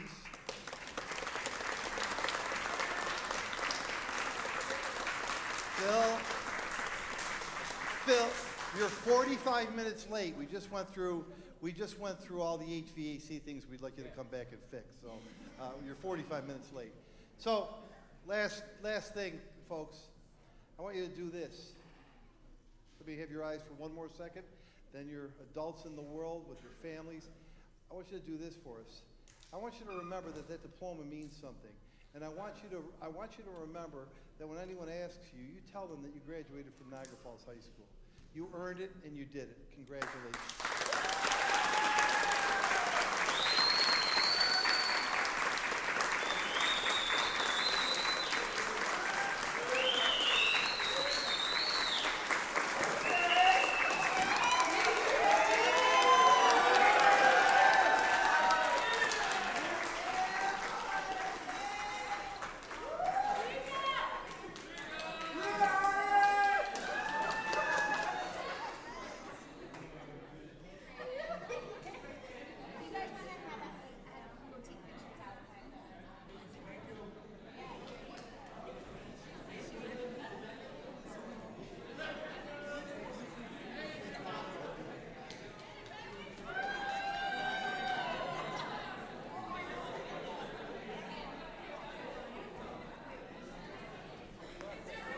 Thank you all for coming. You're welcome to stay or you're welcome to leave, whatever works for you.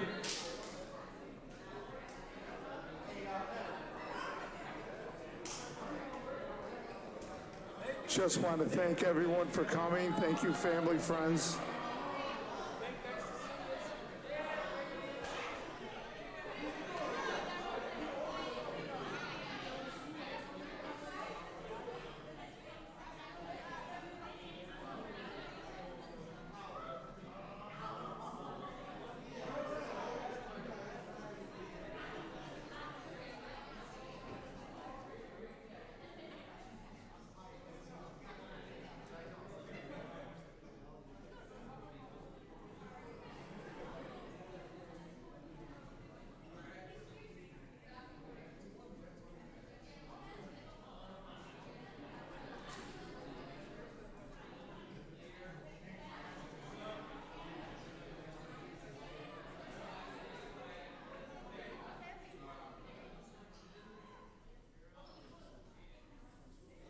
Okay, we'll start the meeting. Give everyone another minute.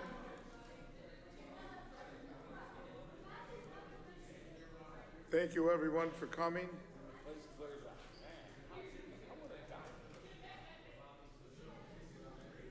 Hey, who's that, Wes back there, or Tommy?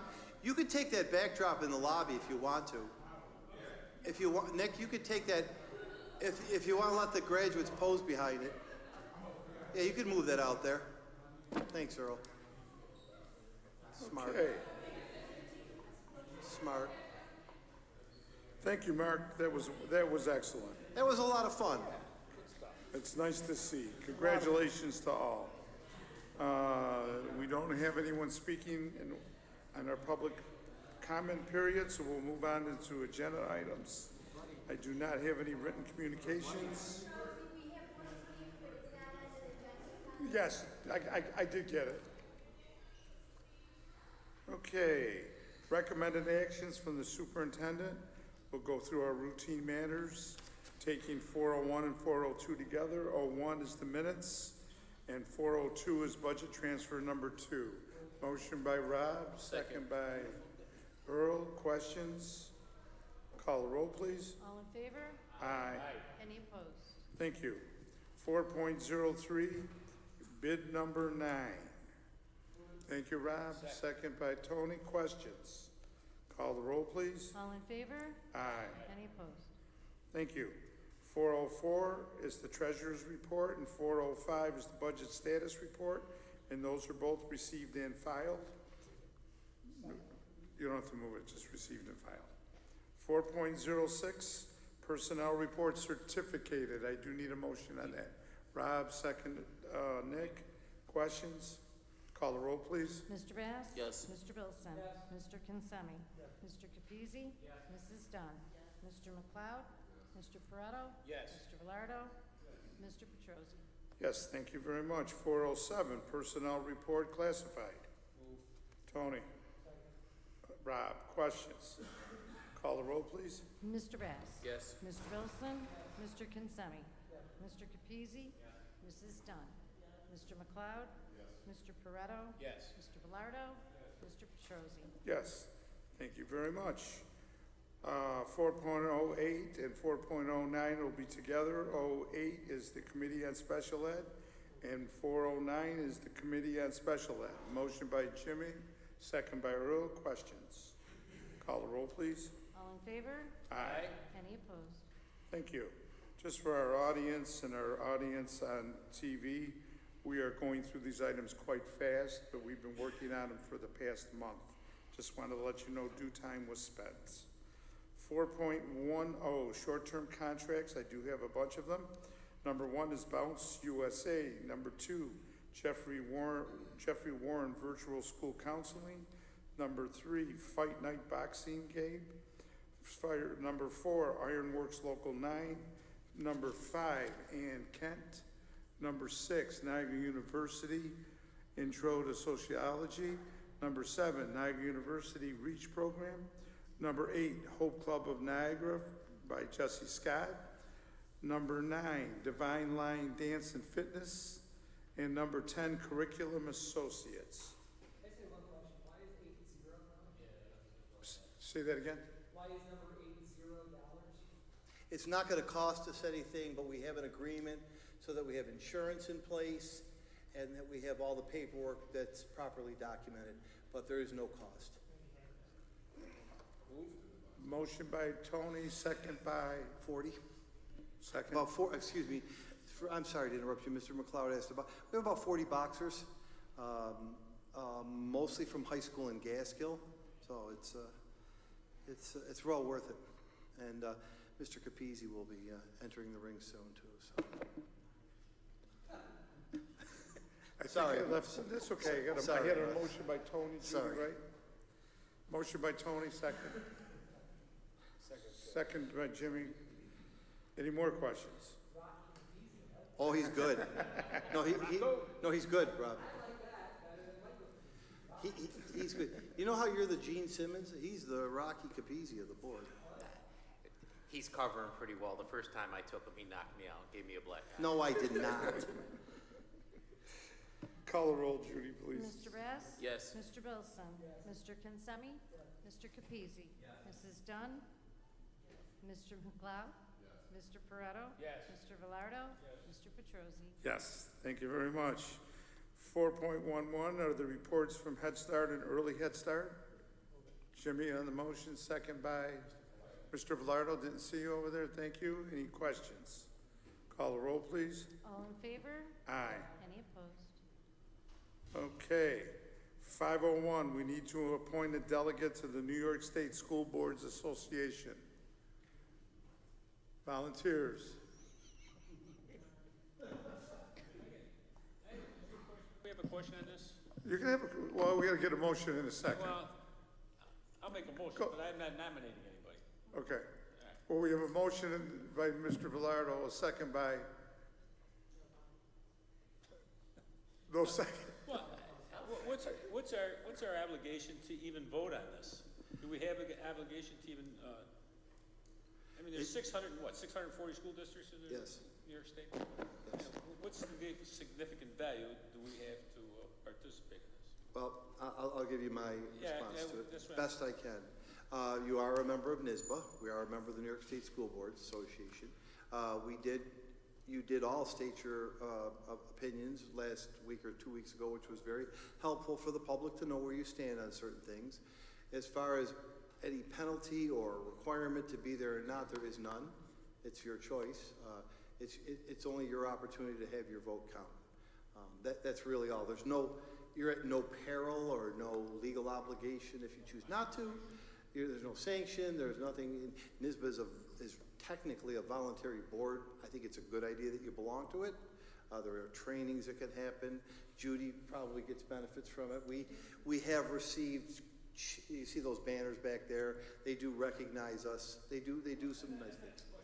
Yeah. Organization, I'm just. None. Because, I mean, I've been 20 years, and it's like wish lists. You're at no peril. You're at no peril. But I will not accept a nomination, and I refuse to serve if I am. Can we appoint a student nomination from this board? As a first act of business? Say, here you go. I don't think so. That's an interesting question. Stuck that We don't, first of all, to just go off if I may, to Mr. Capizzi's point, it is in regulation now that as of July 1st, 2025, so at your reorganizational meeting, you will have to appoint an ex officio or ad hoc student member to sit here with you. He or she will not vote. He or she will never go into executive session, but it's part of government. That's a question. That's a question I'll have to ask Mr. Capizzi. Can they sit there and cast your vote? I don't know the answer to that, but they're not here yet. I think we can appoint a delegate, yes. I'm going to assume you can appoint a delegate. I mean, if there's an age limit, I don't know. Yeah, we'll have to ask that question. So in an effort to speed this up just a touch, I have a recommendation. I think what might be the most appropriate way to do this is who currently serving on this board has yet to be one of the delegates. And then I think that, as I would, and as I'm sure all of us will or would, I think someone of those that have not been a delegate yet should potentially volunteer to do this so that we can move on and continue with the meeting. That's my personal opinion, so I will start. I know that when I first started my first year on the board, I was a delegate. I believe, Clara, you were a delegate. Last year, Nick was a delegate. No? No, I've been a delegate 3 times. So there you go. Nick's just reaffirming that he will never do it again. So Nick was a delegate. Who else? So who has not done it yet? Mike, Brad, Earl, and Tony. Oh, Tony, Vice President. Let's go. Hey! Tony's got a tough I nominate Tony Pareto. Second, all in favor? Aye.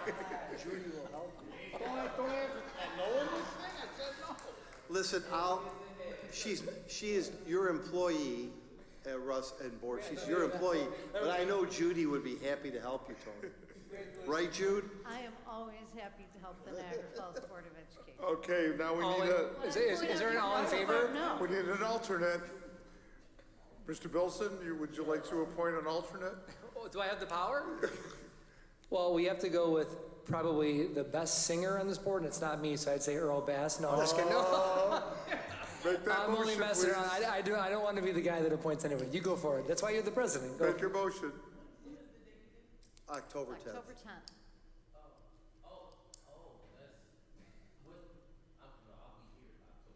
Right. 4. 4 o'clock. 4 o'clock. It's virtual. 12. I wouldn't worry about it. One of the most reliable person on the board is Tony Pareto. He's not going to miss it. Tony's got a rough schedule. I'll do it next year. Just sit and listen. Just sit and listen. Okay, we have a motion for Earl? You don't need it. You don't need an alternate. Okay. And gentlemen, if it really becomes an issue, I'll do it. I nominate Jim. He loves his status. Look at him. He's ready to go. All right, we'll get it done. We'll figure it out. What, Tony's your official one, and one of the, do we have to give them an alternate? No. I don't suppose so. You don't have to. Only if Okay, Earl Bass will sing. got it. So, Mr. Preto, is Mr. Preto's name going in this resolution? Yes. Okay, then I guess we call for a vote, is that correct? Do we have a second? Mr. Velardo moved. We have a second by Nick. Any more questions? I think Mr. Velardo moved. Who's the second? Yeah. Go ahead, call the roll, Judy. Okay. Here Call we the roll. go. Mr. Bass. Yep. Mr. Bilson. Yes. Mr. Kinsemi. Mr. Capizzi. Mrs. Dunn. Mr. McLeod. Mr. Pareto?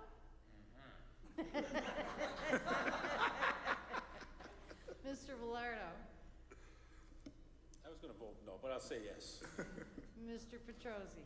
Yes. No Thursday night football for Mr. Pareto on October 10th. Well, I think I should add a comment because the audience might be wondering what this was all about. Last year's meeting lasted 8 hours. It was an 8-hour meeting and it went to what, 11:30, 12 at night? 11:30, so that's the reason for the overwillingness to do this. Moving on. We have 2 special meetings, changing dates of special meetings. 6.01 is June 5th of 25. 6.02 is June 12th of 25. Motion, please. Rob, second. Nick, thank you. Any questions? Call the roll, please. All in favor? Aye. Any opposed? Thank you, Judy. 603 and 604 are acceptance of funds. I'll take them together. 03 is the mentor-teacher program, and number 04 is 21st Century Community Learning, sorry. Nick, second. Rob, questions? Call the roll, please. Mr. Bass? Yes. Mr. Wilson? Yes. Mr. Kinsemi? Yes. Mr. Capizzi? Yes. Mrs. Dunn? Yes. Mr. McLeod? Yes. Mr. Pareto? Yes. Mr. Velardo? Who was it? Yes. Mr. Petrosi? Yes, thank you. I have various contracts, contract 605 to 613, 05 is Niagara Alliance for Restorative Practices. 606 is Marquia Brooks. 07 is Game On Entertainment. 08 is Niagara Falls Boys and Girls Club. 09 is Niagara University for Literacy Program. 6.10 is Niagara University for Esports Programming. 6.11 is Long Life Yoga. 6.12 Marcia McWilson. And 6.13 Say Yes Buffalo. I think it was Earl. I'll second. Rob, questions? Call the roll, please. Mr. Bass? Yes. Mr. Bilson? Yes. Mr. Kinsemi? Mr. Capizzi? Mrs. Dunn? Mr. McLeod? Mr. Pareto? Yes. Mr. Velardo? Mr. Petrosi? Yes. Thank you very much. I will take 6.14 to 6.20 together. They are capital projects payments. Well, let me read them. 6.14, payment number 6 to Scafari. 615, payment number 2 to MKS Plumbing. 616, Danforth, along with 617 for Danforth. 618 is for Fry Electric. 619 is payment number 5 to Johnson Controls. And 6.20 is payment number 6 to Stark Tech. Now you can move it, Jimmy. Second. Nick, questions? Call the roll, please. Mr. Bass? Yes. Mr. Bilson? Mr. Kinsemi? Mr. Capizzi? Mrs. Dunn? Mr. McLeod? Mr. Pareto? Yes. Mr. Velardo? Mr. Petrosi? Yes. Thank you very much. 6.21 to 6.26, I will take together. They are capital project change orders that Mr. Laurie went over this evening. Pardon me? I didn't read them yet. 6.21, change order number SCC 04. 622 is SCC 05. 6.23 is SCC -06. 6.24 is SCC-07. 6.25 is JWD-01. And 6.26 is GN-01. Motion by Mr. Kinsemi? Second by Mr. Pareto. Any questions? Call the roll, please. Mr. Bass? Yes. Mr. Bilson? Yes. Mr. Kinsemi? Mr. Capizzi? Mrs. Dunn? Mr. McLeod? Mr. Pareto? Yes. Mr. Velardo? Yes. Mr. Petrosi? Yes. Thank you very much. Moving on to information and reports. I will start with Mr. Laurie. Oh, wait a minute. Wait a minute. Am I right here? No, sir, you have a speaker. Oh, it's not in my list. I'm sorry.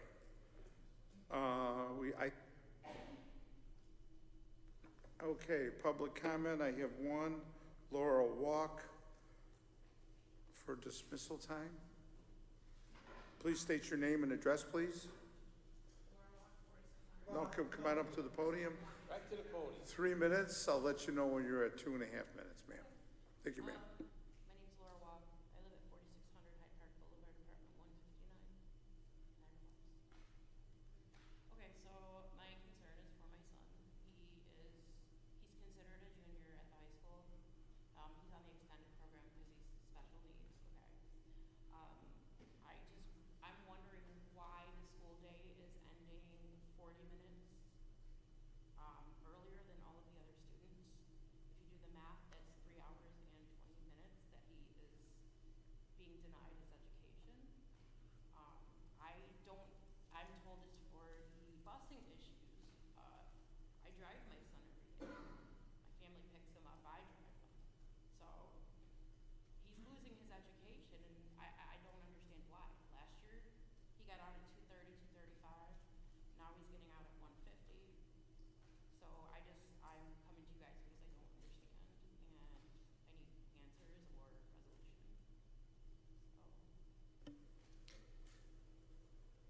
Can I? Yeah, you have a very valid point. I want to, first of all, I don't know the young lady with you, but I want to applaud you. Oh, hi, Mom. I want to applaud you both because you sat here through you've been here since 5:30. So first of all, I want to recognize that you sat here through a meeting, and I appreciate that. You've given up 2 hours and 10 minutes of your time for an issue like this. Secondly, if you could wait just 5 seconds after this, I'd like to meet with you at the conclusion of the meeting, and I will get to the bottom of it, and we will work to rectify it, because I understand completely your position. I don't want to, there's some personal questions I want to ask you. I don't want them repeated on TV. Oh, okay. Okay, that's really why I'd rather speak to you privately. It's not anything that I'm trying to hide. It's her son. I want to talk about his programming, and I don't want to reveal that publicly because it is his and your programming. Right. So if you've been here 2 hours and 10 minutes, if you could wait maybe 5 more minutes, I'd like to have a private conversation with you and your mom. Okay. Is that satisfactory to you? And thank you for your patience. Thank you for coming. He didn't tell you Miss Walker would be another hour and a half. No, it won't I'm be. only kidding. It won't be. I'm not going to speak that long, I promise. And I do apologize, it was on my script, I didn't see it to call you up. My apologies. Okay, Mark, the superintendent, Mr. Sure. I want to just go through a couple of things here. First of all, we've continued our partnership with the North Tonawanda School District and the Niagara Wheatfield School District. And today, 50 students from our district visited the Underground Railroad. It was our turn to host. They had a wonderful experience, not just learning about the Underground Railroad, but getting together as a group of students. We plan to do more of these joint or tri-district meetings, but today was our first one of the year. If you remember, this emanated from a situation in North Tonawanda a couple of years ago, and we've kept the stamina to keep this going. What I'm most proud about is when the other districts came in, our kids greeted them, stepped up and greeted them. I want to thank our staff that attended with them, and I want to thank all the students from North Tonawanda, Niagara Wheatfield, and our kids for having a wonderful day. And I need to personally thank a young lady named Samika Sullivan. Samika has been at every single one of the meetings, and Samika facilitated group interaction. So I think she deserves public praise. Secondly, we have some really neat pictures of our construction trades kids at High Park building the gazebo for the city with the labor's unions. Not only are they building the gazebo, but our kids did the land surveying, and they're digging. I got to show you some of these pictures at the next meeting. I can't think, Brian, of the name of that one gentleman who's running the big. He goes, Fran Butte. No, but one of our students. I said, what were you doing? He said, I was running that big. He was running the machinery. Yeah, our student was running the big piece of machinery. He goes, it's that big thing that you pick up the dirt and you move the soil and you throw it in a pile. I'm like, I think that's called a payloader. And he was so excited. He was so excited to be driving a payloader under the direction of Mr. Rajak. And to see him doing it, to see him clearing the land, it really tells you how far we've come with our trade students. And they're going to be building the gazebo. They also did the land surveying. And I'm really proud of our students. I want to thank Bishop Dobbs, because Bishop Dobbs has allowed the use of his van, the Christ Tabernacle van, to transport those students from high school to High Park. Because we take a group in the morning, a group in the afternoon. It's one of Mr. Rotella's responsibilities, but they're doing a great job. Are they out there every day or every other day? Right now, every day. It just depends on the project and timelines. Now, when the surveying's done, it's starting to move quickly. Yeah.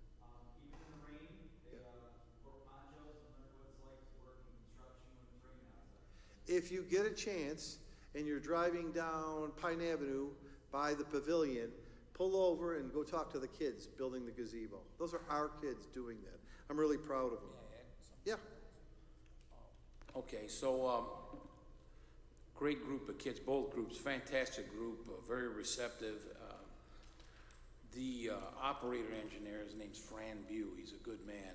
He lets them get into this machine and work some of those controls, and it's giving them quite a thrill. And hopefully, one of these nice young men, young lady are going to get into this stuff. I'm actually gonna, I think next week we're going to, I'm gonna take over a little electrical end of it. We're gonna dig a 500-foot trench with a ditch witch or a backhoe, and then we're gonna bury some conduit, and then I'm gonna give them some code, and I'm gonna give them stuff from resistance, all this stuff. So they're gonna get a little education from the old geezer here and old Coach P, and that's next week. So if you guys wanna come out for a laugh, come on out. But bring sandwiches or something, will you? Yeah. As long as you're done voting, we'll see you out there. Because that voting could go on for 3 or 4 days. Hey, board members, public, the auditors are in district. Drescher and Malecki is in district. They're going through our books with a fine-tooth comb. Becky and Julie have provided everything for them. They are on schedule to give you the audit report for the district on the 17th of October. That'll be the first agenda item, but they are on site and they're moving quickly. Something that I heard today that Becky mentioned, and I want to give Becky and Ray credit for this, is we're getting a quote on cyber insurance. You know how difficult it is for a school district to get cyber insurance, and we're going to get it, and I think at a better quote. Is that correct?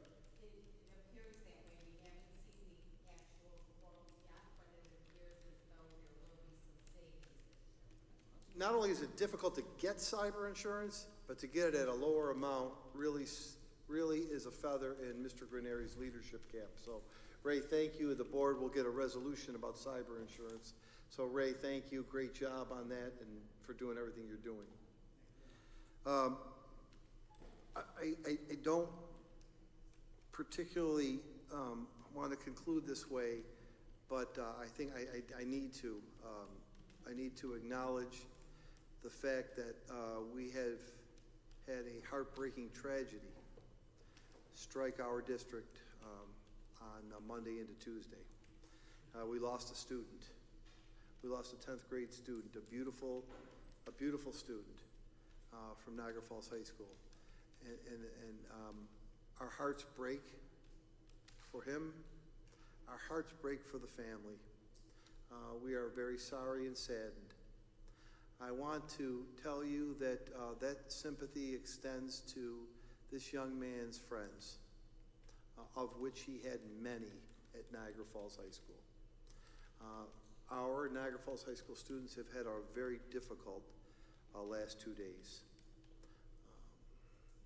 Dealing with something that we don't naturally or normally deal with, but is part, unfortunately, of life. So with deep sadness, I extend our sympathies to the Nichols family, our prayers, our thoughts, our support, our love. To his friends at Niagara Falls High School who were deeply touched and are completely saddened, I want to say that we are with you to give you all the support that you need. I'm so proud of the response from the staff at Niagara Falls High School. There's no script for this. There's no plan for this. There's no program for this. We have services and supports available. A beautiful job was done today by letting students congregate together in a couple of rooms. Our staff all stood together, and I think they really helped kids. I say that because I'm very proud of the response that Niagara Falls High School put forward. We will continue to be here for the students as long as it takes. We fly our morning flag in memory of our student that has passed. We share our deepest sympathy and condolences with the family. And I'm sorry that we need to report that, but I want everyone to know that we've lost a really special part of our district family, and we're thinking and praying for them. But I want to thank our high school team for doing the best they could do. So I'm sorry to have to report that, and we're with you and pray to God for you. Board members, thank you for your support tonight of all of the resolutions. You saw a good presentation on the progress of our capital projects and our safety first, right? We saw a lot of safety. We saw a lot of good work. I appreciate your support of the resolutions and the personnel that you approved this evening. As Maria mentioned, we may have to add a staff member or two to fill in some additional students, which is not a problem because of the expert budgeting that our finance department did. And I really just want to thank everybody in the district because, and I don't believe in jinxes and things in that, but we've had just a superb start, with certainly recognizing the sadness that we did. The 7,000 students have done a really, really, really good job.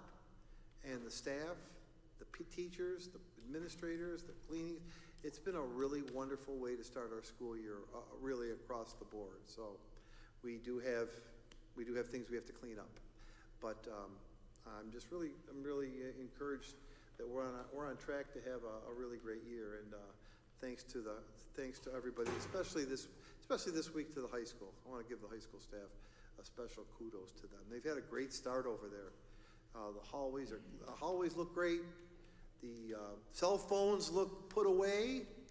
I'm hearing better than ever, and we didn't have to put a really iron fist policy to do it. We're not perfect. We're not perfect. We have foibles and mistakes and things that we need to clean up. We're not perfect, but when you're dealing with 7,000 students and 1,500 staff members and 17 buildings or facilities, it's a big undertaking, and it's all led by the 9 of you. So thank you all, and we appreciate.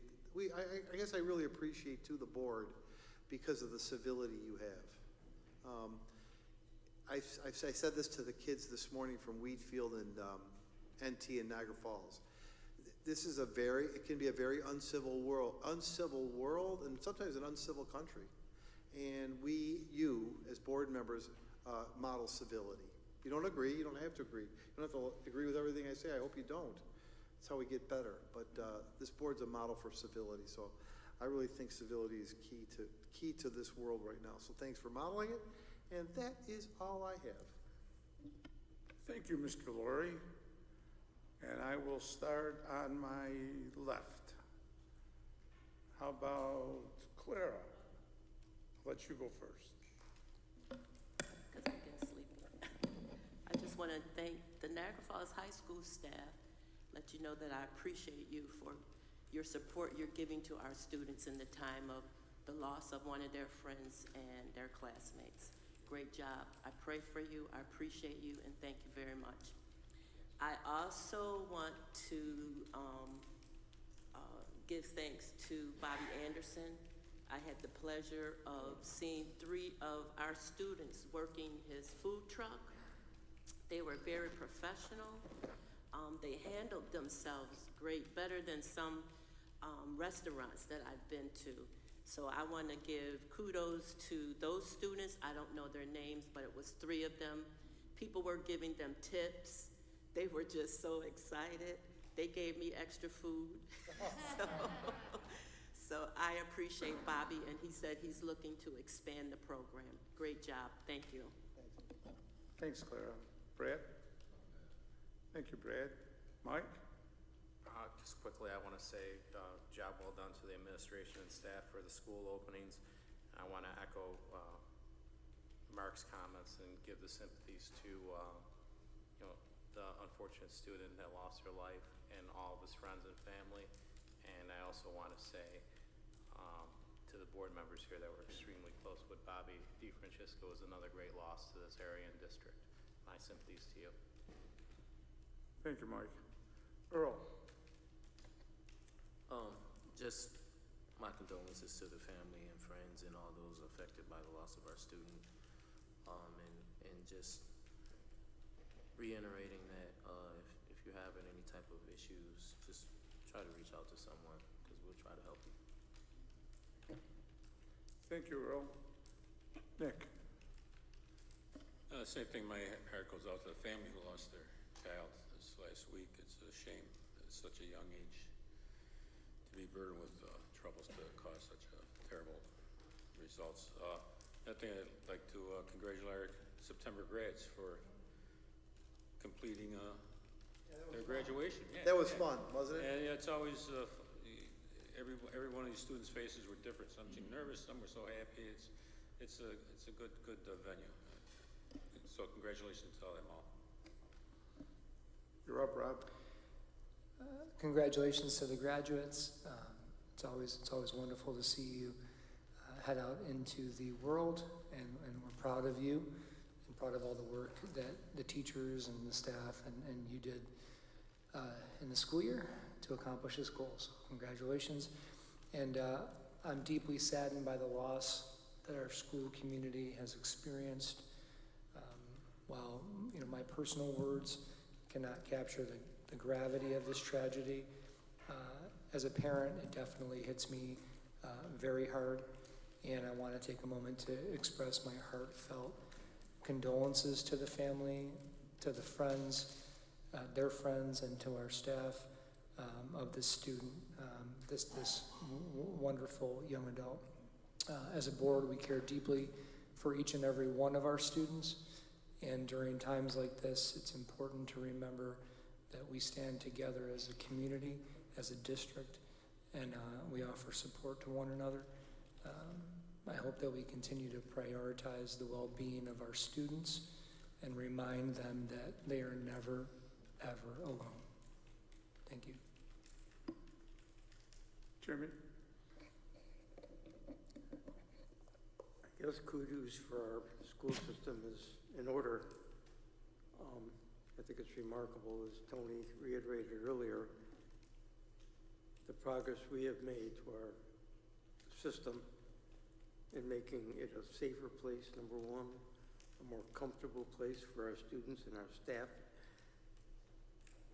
And thirdly, to modernize something I never thought I would see in my career.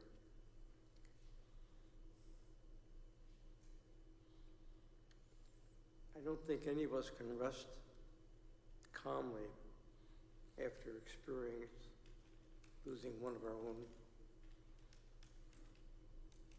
God must have had a reason, and it's not for us to doubt why. To his parents and his family, I know I can speak for our board that we all are in sorrow, and we are here to give you any aid that you may need. And I thank this board for providing for each and every one of our students' safety. Amen. Tony?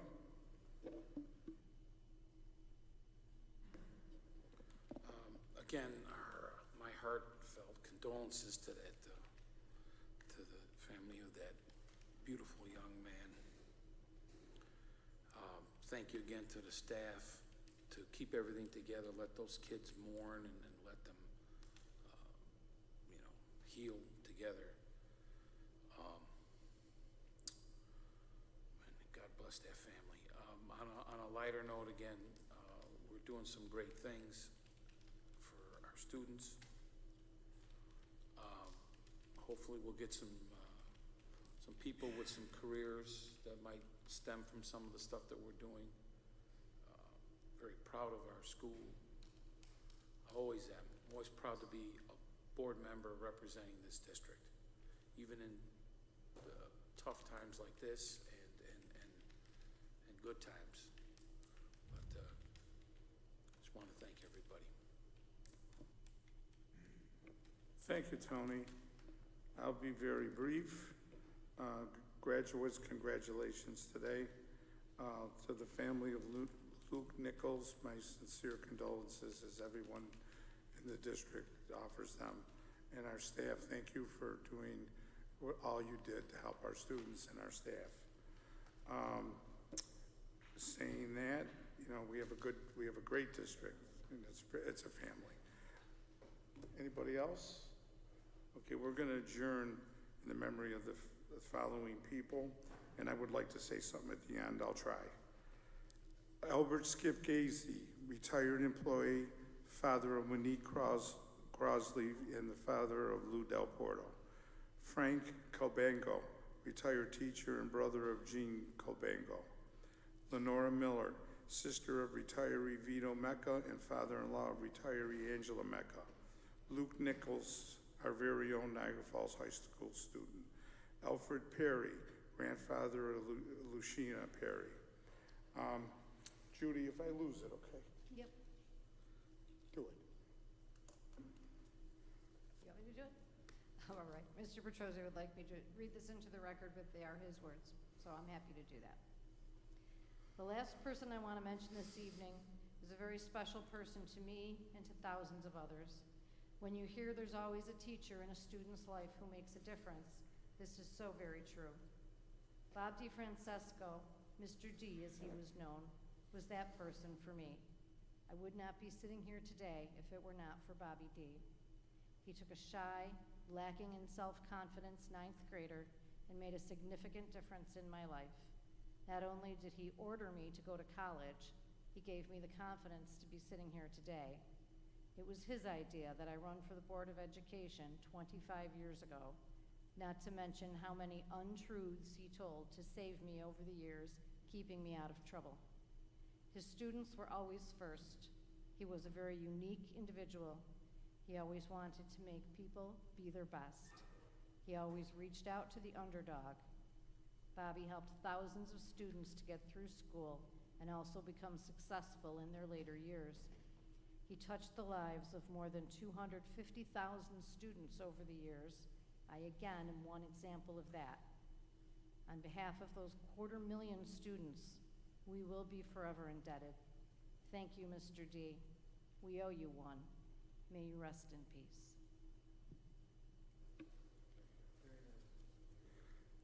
Motion for adjournment. Second. All in favor? Aye. Thank you, everyone. Good night. Thanks, Judy.